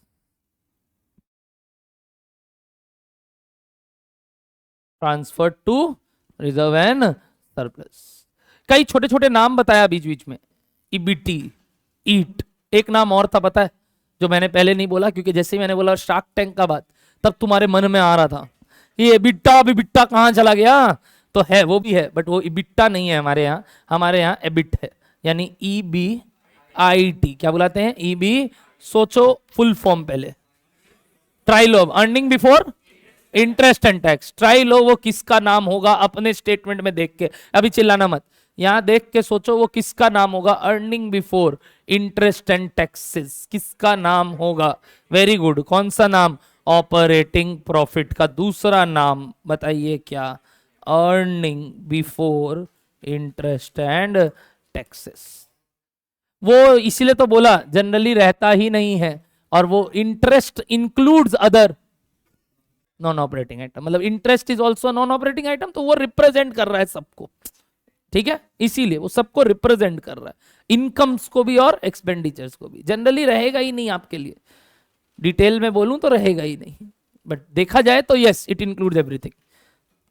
क्या लिखे बताइए? EBIT full form, earning before interest and taxes. लिख लिया सबने इतना सा बात? पक्का एवरीबॉडी? पता है जब आप कॉस्ट पढ़ना स्टार्ट करोगे जनवरी 27, हम कॉस्ट में भी यही इनकम स्टेटमेंट बनाएंगे, बट कहां तक बनाएंगे आपको मालूम है? सिर्फ इतना, क्योंकि कॉस्टिंग सिर्फ कहां तक का बात करेगा पता है? धंधे का प्रॉफिट, और फाइनेंस इसको एक रिले रेस की तरह आगे कंटिन्यू करता है और इसके फाइनेंशियल एस्पेक्ट को भी समझता है। आपको मालूम है यहां तक के सिचुएशन को आप कौन सा सिचुएशन बोलते हो? This is all which part of your financial statement या जर्नी? इसको हम क्या बुलाते हैं? Operating level. क्या बुलाते हैं बताइए? और इसके नीचे की कहानी क्या है बताए आपको? Financing level. क्या बुलाते हैं इसको? यानी यहां तक हम ऑपरेटिंग डिसीजंस लेते हैं और इसके नीचे हम सारे फाइनेंसिंग डिसीजन लेते हैं। यानी EBIT तक के चीजों को मैनेज करने के लिए भी एक टॉप लेवल मैनेजमेंट बैठा है, जिसको हम ऑपरेटिंग लेवल का काम दे रहे हैं कि धंधा कैसे बड़ा करना है, धंधा को फिर चलाना कैसे है, वो काम भी दे रहे हैं किसको? टॉप लेवल मैनेजर को। और वो कौन संभाल रहा है? फाइनेंशियल लेवल वाला लोग। दोनों काम किसका है? टॉप लेवल मैनेजमेंट का।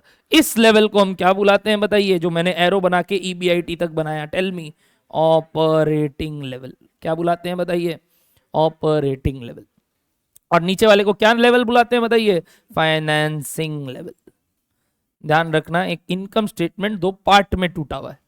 पहला वाला पार्ट आगे से आप जब कॉस्टिंग पढ़ोगे आप देखोगे सिर्फ उसी के बारे में बात हो रही है, ये नीचे में बात ही नहीं जाएगी।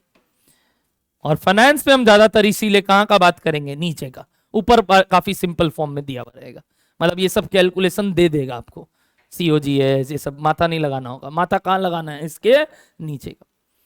तो FM is concerned with more and more of financing level and cost is concerned with operating level। तो जब आप वो पढ़ोगे अच्छे से तब आपको और क्लियर होगा। बट एक बार के लिए क्या ये नट शेल इनकम स्टेटमेंट ओके है? एक कॉस्ट को लो कॉस्ट बोले थे, जाके देखो तो किसको लो कॉस्ट बोले थे अपने थोड़ी देर पहले, मेरे को ध्यान नहीं आ रहा है किसको बोले थे? Borrowed fund. बोरोड फंड में जिसको लो कॉस्ट बोले थे वो कौन था पता है आपको? वो इंटरेस्ट। इंटरेस्ट लो कॉस्ट है, साथ ही साथ उसका एक बेनिफिट और है। सोचो क्या बेनिफिट दिख रहा है ये स्टेटमेंट बनाने के बाद। क्या मोदी जी से एक बार्गेनिंग करके इंटरेस्ट पे कुछ बचा लिया? तुमको मालूम है इनकम पे टैक्स लगता है, खर्चा पे टैक्स बचता है। लगता नहीं, क्या बोलते हैं? बचता है।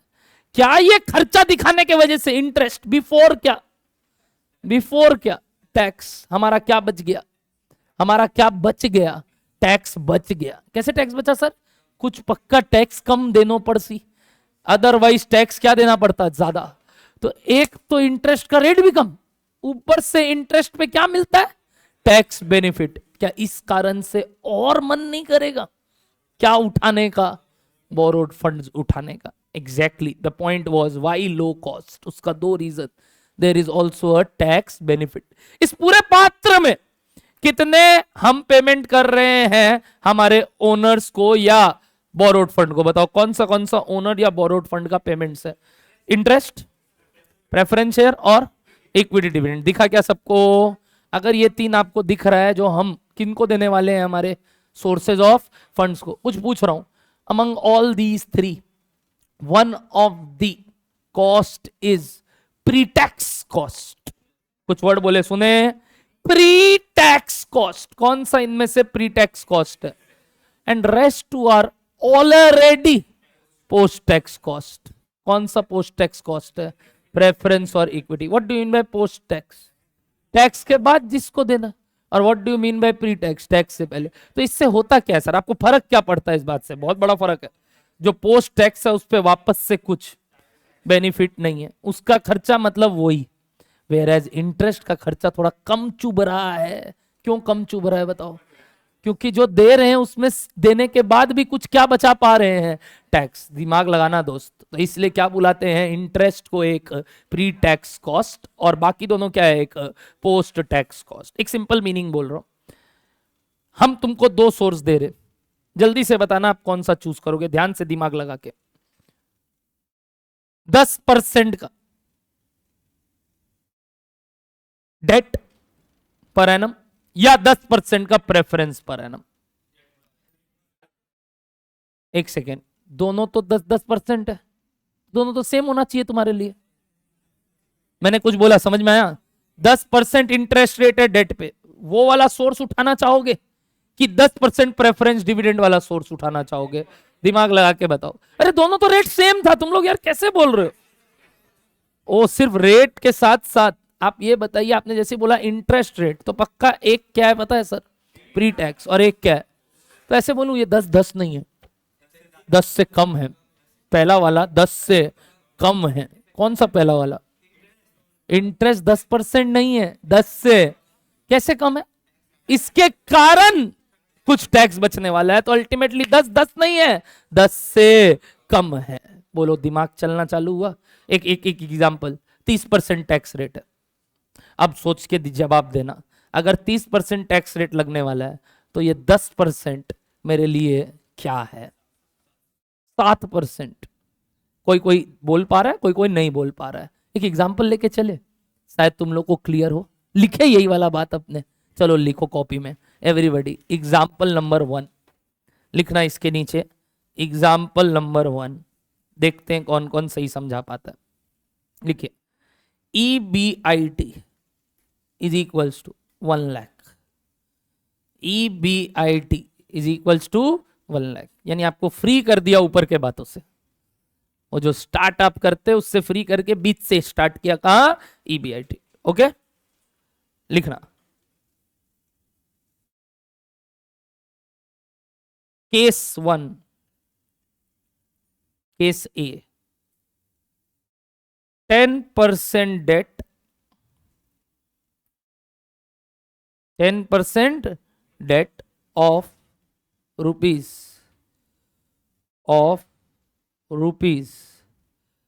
5 lakh, of rupees 5 lakh is borrowed और केस 2 या B, 10% preference share of rupees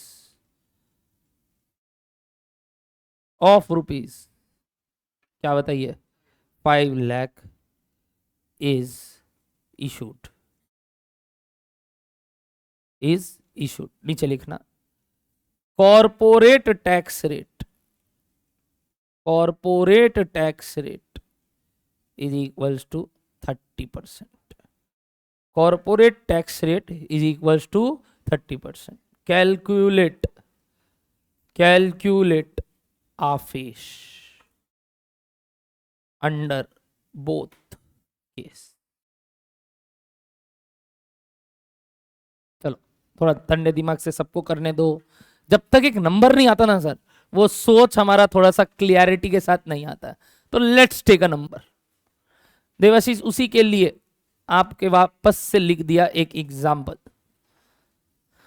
एक केस हमारे पास ये करना है और एक केस ये करना है, same amount same rate, but फिर भी मैं आपसे पूछना चाह रहा हूं क्या कोई एक बेनिफिट ज्यादा दे रहा है, एक कम?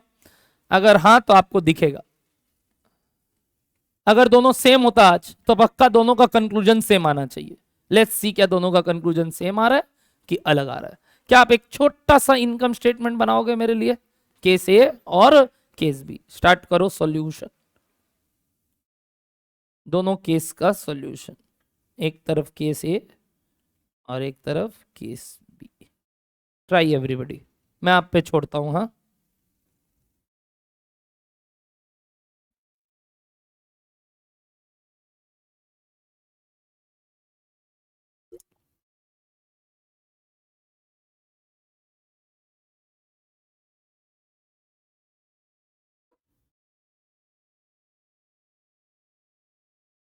ऑनलाइन लाइव आंसर देंगे please, I require answer from each and everybody. अच्छा लग रहा है इतने लोग ऑनलाइन कर रहे हैं और इसको बरकरार रखिएगा। रिष्टि, योगेश, कशिश, दीपक, प्रत्यक्ष, विज्ञ, तृप्ति, चिराग, आदित्य, ऋषभ, देवाशीष, सुमित, अभिजीत, देवश्रीता, देवदत्त, यशवी, याशवी, समृद्धि, शगुन, अभिजीत, स्नेहा, वर्षा, सिमरन, धैर्य, तुषार, कृष्णा, अविशी। क्या कोई कंक्लूजन तक पहुंचे हो आप लोग सब? बनाए हो केस ए और केस बी का income statement? Shall I help? आप ऊपर से देख देख के, ओके टेक योर टाइम। आप मेरे से एक चीज जरूर ले सकते हैं और वो है टाइम, मैं वो देने के लिए राजी हूं, सिर्फ टाइम। वो बाद में, सब थोड़ा दिन बाद सबको सिखा देंगे। अमन का भाई है तो ये ओन भाई है अमन का। हाँ तो कजन होगा।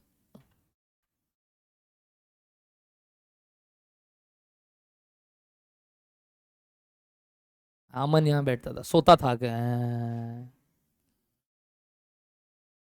A be ready? चलो EBIT से स्टार्ट करते हैं। यहां पे EBIT कितना था? 1 लाख। माइनस क्या करेंगे सबसे पहले?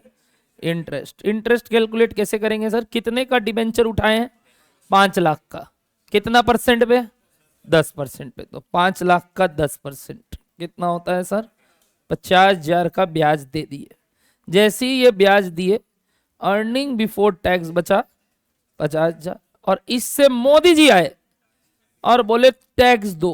बोला कितना देना है? 30%। बताओ 30% किसका? अभी लिखाया परसेंटेज ऑफ EBT, यानी किसका मारना है ये परसेंटेज बताइए? 50,000 का 30%। बोलो यही दिक्कत हो रहा था कई लोगों को। तो 50,000 का 30% कितना आया बताइए? 15,000। 15,000 माइनस करते ही what is your eat earnings after tax बताइए? 35। सिंस कोई प्रेफरेंस नहीं है तो क्या यही आफेश हो गया हमारे लिए? बताइए हाँ या ना? पक्का? क्या सबको पहला केस ए अब ओके है? जिनसे नहीं बना था, क्या अब केस बी ट्राई करना चाहोगे? प्लीज फटाफट बताओ। केस बी में EBIT कितना? 1 लाख ही। गुड। इंटरेस्ट कितना? ओके 0। जानबूझ के डाला ताकि तुमको एक बराबरी दिखे लेवल पे, वरना तुम नहीं लिखे हो चलेगा। ऐसे भी लिख सकते थे EBIT ही स्लैश देके क्या EBT, बट मैंने एक बार के लिए तुमको समझाने के लिए कि देखो लेवल बराबर करने के लिए इंटरेस्ट 0। अब देखो क्या माइनस होगा इसके बाद? टैक्स। देखना ध्यान से, 30% 1 लाख का। ओ माय गॉड, इस बार मोदी जी 30,000 ले गए। पिछली बार मोदी जी को हम 15 दे रहे थे, यानी एक तरीके से मोदी जी को हम 15 ज्यादा दे बैठे ना, जबकि कॉस्ट सेम लग रहा है। बट मोदी जी कहां ले जा रहे हैं ज्यादा? बोलो सेकंड वाले केस में। और हम कहां बचा रहे हैं? फर्स्ट केस में। अब यहां से क्या आएगा? अर्निंग आफ्टर टैक्स कितना? 70,000। अब क्या माइनस करेंगे यहां से बताइए हम? Preference dividend. कितने का प्रेफरेंस डिविडेंड है सेकंड वाले केस में? सेम 5 लाख का शेयर्स, 10% का डिविडेंड। तो 5 लाख का शेयर्स पे 10% का डिविडेंड यानी 50,000। तो what will be your this time आफेश बताइए? 20,000। नोटिस कीजिए एवरीबडी, एक केस में आप 15,000 ज्यादा कमा रहे हैं। किस केस में? केस 1 में उसका रीजन साफ साफ दिख रहा होगा, कहां है, कहां, इंटरेस्ट ना, टैक्स बचत ऑन इंटरेस्ट। अच्छा लगा, टैक्स बचत ऑन इंटरेस्ट, जिसको हम टैक्स सेविंग्स, टैक्स बेनिफिट या टैक्स शील्ड भी बोलते हैं। क्या वर्ड बोला सुने, टैक्स शील्ड, यानी टैक्स के अगेंस्ट ये क्या है, शील्ड, बचाव। Interest is giving us tax shield, tax के अगेंस्ट बचाव। क्या टैक्स कम लग रहा है, चेक कीजिए दोनों केस में, एक में कितना लग रहा है 30, एक में कितना लग रहा है 15। बट एक चीज ध्यान दीजिए, इंटरेस्ट और प्रेफरेंस में दोनों अमाउंट क्या है, सेम, बट डिफरेंस कहां आया इसकी वजह से पता है, टैक्सेशन में।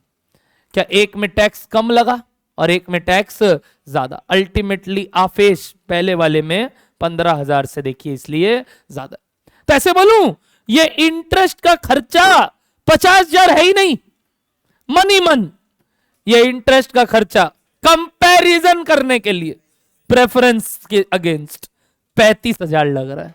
क्यों 35 लग रहा है बताइए, क्योंकि ऐसे बोलूं 15 तो गवर्नमेंट दे देगा, अरे तुम ये मत समझना गवर्नमेंट जेब से निकाल के देगा, गवर्नमेंट कम लेगा मतलब गवर्नमेंट 15 दे देगा। Any saving is an income, क्या बोलो हाँ या ना, 15,000 बचेगा ना, तो ये 50 नहीं लग रहा है, 50 क्या दिख रहा है बताइए, 35। कैसे 15 बच रहा है सर, एक मिनट, सिर्फ 50,000 का आप देखिए 30%, 50,000 पे जो 30% आ रहा है निकालिए, 50,000 पे 30% कितना आया, ये 15,000 क्या हो रहा है, बच जा रहा है।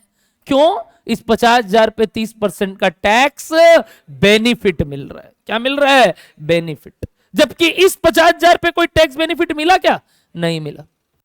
तो बताओ क्या दो फायदे हैं, एक तो पहले से ही कॉस्ट कम, दूसरा टैक्स बेनिफिट। तो एक तरफ मैंने तुमको दोनों का कॉस्ट सेम कर दिया, पहले प्रेफरेंस और किसका, इक्विटी, सॉरी डेट का हिसाब से। पहली बात तो प्रेफरेंस का ऑलरेडी रेट भी क्या होना चाहिए था, ज्यादा। मैंने एक हाइपोथेटिकल सिचुएशन क्रिएट किया जहां दोनों अगर सेम है तो भी कौन सा किफायती है बताइए, हमेशा डेट, बिकॉज इसमें एक और बेनिफिट है and that is tax benefit. बताइए दिखा सबको ये एग्जांपल से, पक्का लिखिए नीचे, therefore we see, therefore we see, हाँ अगर तुमको नहीं दिख रहा है तो लिख देना सर सीज, बाकी हम लोग बाद में देखेंगे। लिखिए we see, due to interest component there is dash benefit या सेविंग्स, टैक्स बेनिफिट या सेविंग्स। बताओ कौन सा बेनिफिट मिल रहा है हमें, टैक्स बेनिफिट या सेविंग्स। इंटरेस्ट कंपोनेंट के कारण there is a tax benefit या सेविंग। बोलो यस और नो, लिखना। Interest rate is a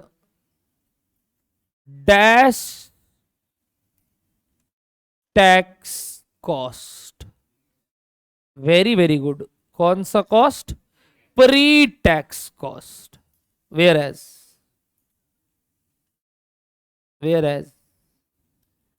preference dividend rate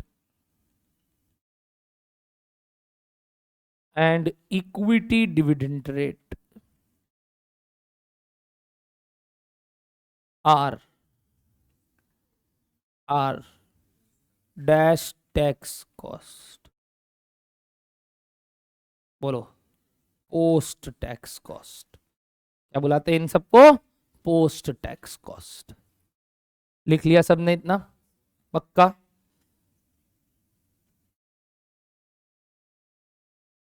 okay, to compare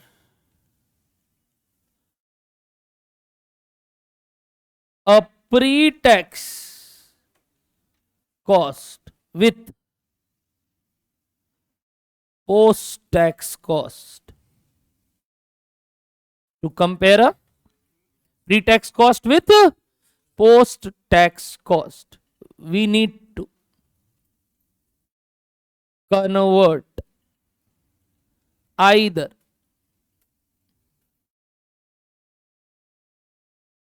pre tax cost into, बताओ क्या, pre tax cost into post tax cost, और सोचो क्या बोलने वाला होगा, ट्राई लो, या तो एक प्री टैक्स कॉस्ट को एक पोस्ट टैक्स कॉस्ट बना दो, या तो एक पोस्ट टैक्स को प्री टैक्स बना दो। क्या करने के लिए? कंपेयर करने के लिए, और कोई काम नहीं है, जस्ट फॉर कंपैरिजन पर्पस। तो बताओ और वाला बात क्या, और post tax cost into pre tax cost. Comparison purpose के लिए यह काम किया जाता है। क्या बोला? We need to convert either pre tax cost into post tax cost, और क्या लिखा बताइए, post tax cost into pre tax cost. बच्चा लोग लिख लिया सबने यहां तक? नीचे लिखना example again. 10% of interest rate is a dash tax cost, बोलो, pre tax cost.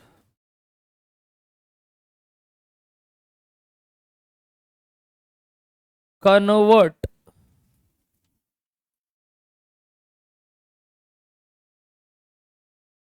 it into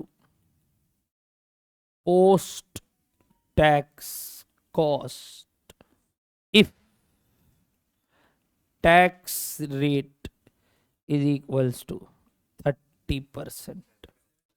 अब थोड़ा ज्यादा लोग बोले पिछली बार से। जब मैंने यही एग्जाम्पल पिछली बार दिया तो कई सहमे सहमे से 7% के आंसर थे, अब थोड़ा लाउड आंसर आया। अगर अभी भी नहीं दिख रहा है, वापस ऊपर चलो इसी एग्जाम्पल में, ध्यान से देखो। अल्टीमेटली जैसे मैंने तुमसे पूछा, तुम्हारा इंटरेस्ट का खर्चा कितना चुभा तुमको, 50 कि 35? 35 चुभा कि नहीं? एक मिनट, 50 कि 35? एक बात बताओ, अगर मेरे को 35 ही चुभा 5 लाख के अगेंस्ट, तो एक बार 35 बाई 5 लाख निकालो ना, ऐसे ही पूछ रहा हूं। यानी अल्टीमेटली 5 लाख इकट्ठा करने के पीछे का कॉस्ट कितना?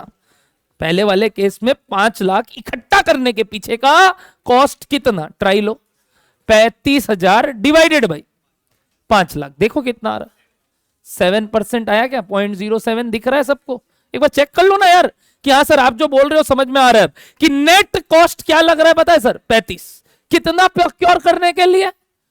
कितना फंड प्रोक्योर करने के लिए? वेयर एज बगल में कितना खर्चा लग रहा है 5 लाख के प्रति? 85। तो वहां का 10-10 है, ये 10-10 नहीं है, गुमराह कर रहा है। ये 10 असल में कितना है? 7 है। इसका कोई शॉर्टकट मिला जल्दी निकालने का? क्या शॉर्टकट निकला बताइए? 10% से 30% कम कर दो। ओए तो 10 माइनस 30 मत करके -20 मत बोल देना। 10% ब्रैकेट में क्या बताइए? 1 माइनस 30%, जिसको आप कैसे लिख सकते हो बताओ? लिखना, therefore post tax cost of interest is equals to pre tax cost into, try लो, 1 माइनस, कुछ लिख रहा हूं देखना, tax rate into 1 minus tax rate. मिला क्या? 1 माइनस टैक्स रेट मिला क्या? तो कोई बताएगा मेरे को? हेंस ये इक्वेशन के हिसाब से इस कॉस्ट का आंसर 10% ब्रैकेट में 1 माइनस 30%। ओए परसेंट एक ठो वैसे ही रहने देना, एक को हम डेसिमल में लिख दिए 0.3, चलेगा? यानी 10% का 70% सर मेरा है, 30% तो कौन बचा देगा? गवर्नमेंट। बचत हो जाएगा, बचत। अल्टीमेटली कितना नेट कॉस्ट पड़ेगा बताइए? 7%। दिखा सबको? क्या अब ये 7% और वो जो 10% प्रेफरेंस का है वो कंपेरेबल है कि पहले वाला 10-10 कंपेरेबल था? ये कंपेरेबल है। तो आफेस निकालने की जगह क्या एक और तरीका था ये सोचने का कि कहां से पैसा उठाना चाहिए? कैसे करके बताओ, कैसे करके बताओ? ये दोनों चेक करके। क्या चेक करके सर? एक को पोस्ट बना दो या कोई पोस्ट को प्री बना दो। कंपैरिजन टूल, क्योंकि एक प्री है और एक पोस्ट। ज्यादातर हम प्री को पोस्ट बनाते हैं, और कैसे बनाते हैं बताइए? Pre tax into 1 minus tax rate, 1 minus tax rate. इसको बॉक्स बना देंगे इस फॉर्मूला को। Very very very interesting. Post tax से प्री टैक्स या प्री टैक्स से पोस्ट टैक्स। रिवर्स काम करे एक और। क्या रिवर्स काम? पोस्ट को क्या बनाना? प्री बनाना। ट्राई करें, चलिए। Case example again, example 2। ये था 1 अगर, तो एग्जाम्पल 2 लिखिए।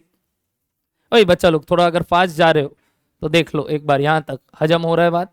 ये इजी लगा तो क्या करना रहता है? बस इनटू 1 माइनस टैक्स। रिलेशन मिल गया तो अब अगर बुद्धि लगाओ तो क्रॉस मल्टीप्लाई करके एक फॉर्मूला आ जाएगा, बट मैं अभी नहीं बोलूंगा।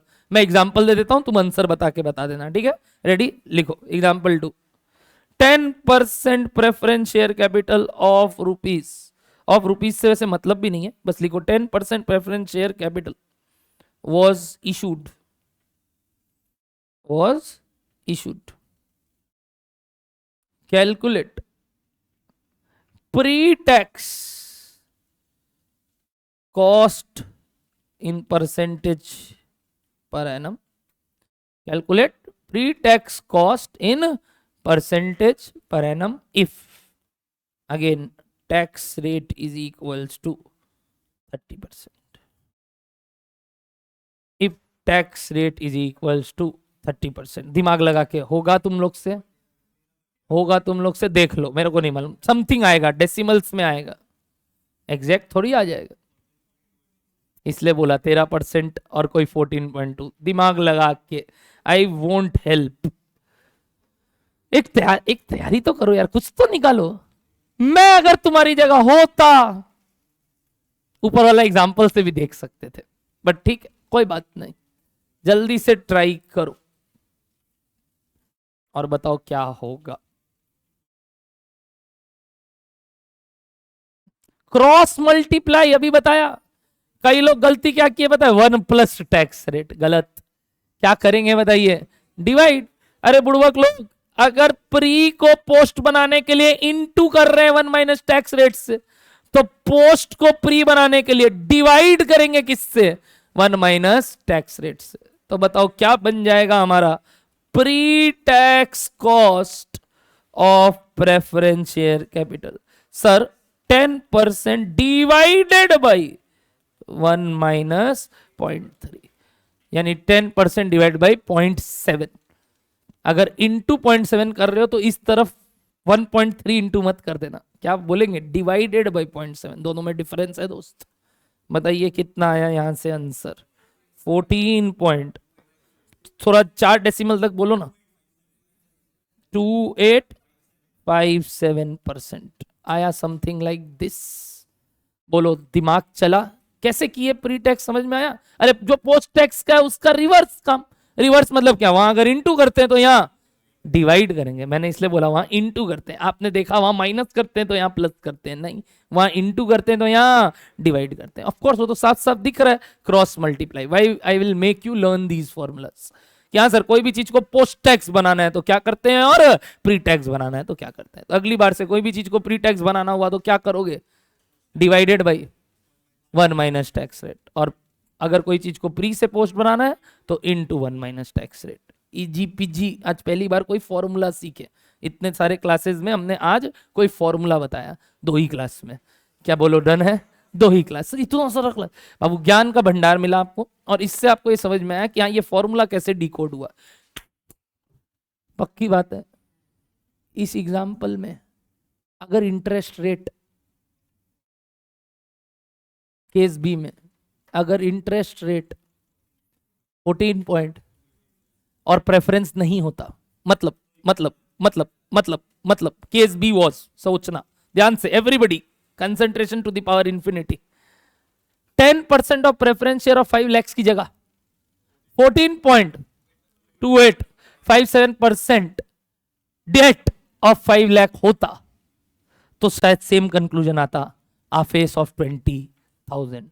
चेक करें एक बार, निकालो तो इंटरेस्ट अमाउंट कितना, कितना पे, 5 लाख पे, किस परसेंटेज पे, ये जो अभी आया तुम्हारा, निकालो निकालो निकालो, जो बोला वो निकालो, क्या करने बोला समझे सब, बताओ फटाफट क्या निकालोगे।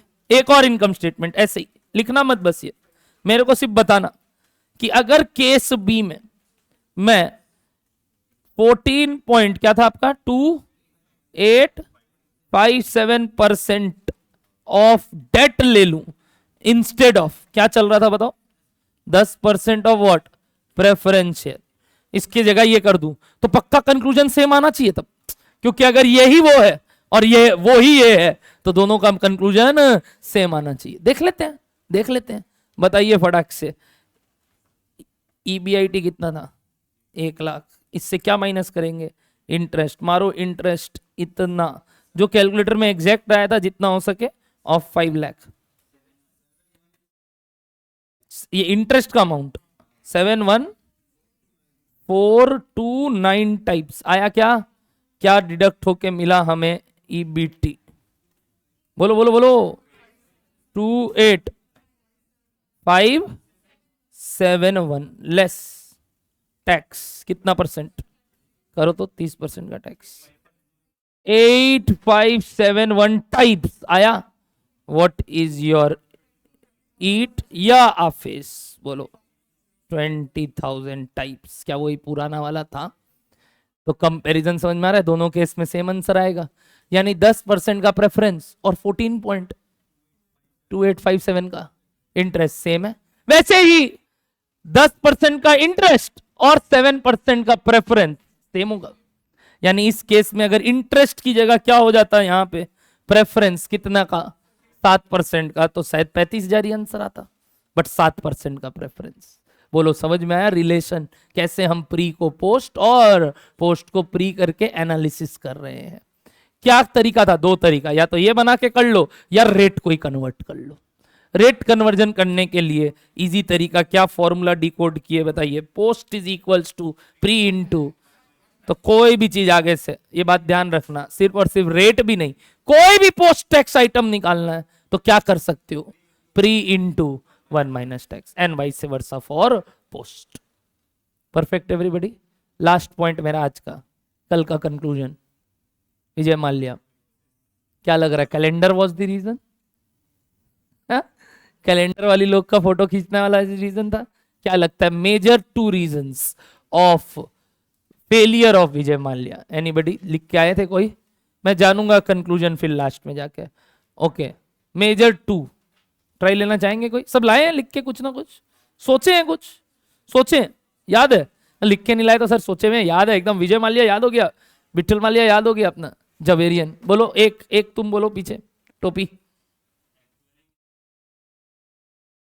मतलब एक समय जब उसका खुद का बुरा चल रहा था तब एक बहुत बड़ा रिस्क लिया, वो क्या रिस्क लिया बताए, एयर डेकन का, हम तो बोल रहे अपने बेटे के बर्थडे पे क्या दरकार था किंगफिशर चालू करना, बट नहीं वो ओके, आप एक रिस्की बिजनेस कर रहे हो, it's not bad, you should do that, तो डोंट एवर से, जनरली लोगों को मैं देखता हूं बोलते हैं कि अच्छा खासा तो ब्यूरी का बिजनेस चल रहा था, क्या दरकार था एयरलाइंस में घुसने का, नो नो, ये गलत बात है, घुसना तो चाहिए, अलग अलग जगह हाथ जमाना चाहिए, बट गलती क्या किया वो बताए, अर्ली इंटरनेशनल ऑपरेशन स्टार्ट करने के लिए जो उसने एयर डेकन को एक्वायर किया, that was the biggest mistake, the biggest mistake was air deccan acquisition, he should have waited for that particular 5 years of span, ताकि ऑपरेशंस को और अच्छा कर पाता। हाँ अब बोलो,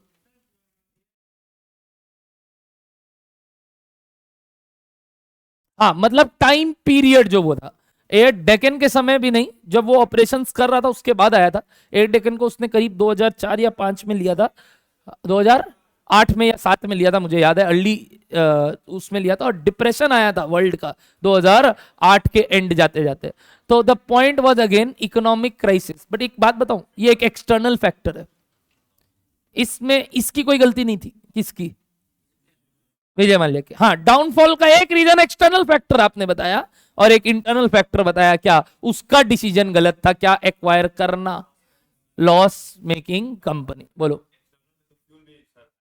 वही वही उस समय रिसेशन है, जैसे अभी हालत चल रहा है, कुछ भी हो रहा है, दाम वाम अजीब अजीब।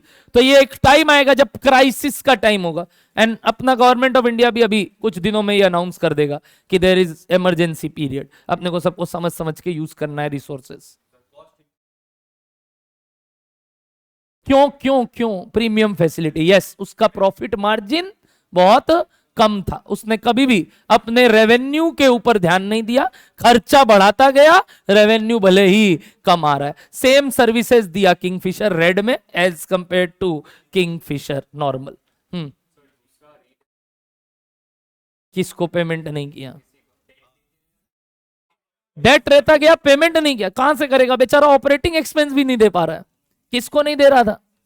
सैलरी नहीं दे रहा है। तुम सोच रहे हो उसका, अभी तुम आज पढ़े इसलिए मैंने थोड़ा वेट किया है बोलने के लिए, वो बेटा यहां पे काम नहीं दे पा रहा है, तुम सोच रहे हो ये देगा वो घंटा, पहले किसको देना होगा? इससे भी ऑपरेटिंग एक्सपेंस। रेंट वाले लोग बोलेगा इंटरेस्ट देने से पहले किसका हक है? मेरा।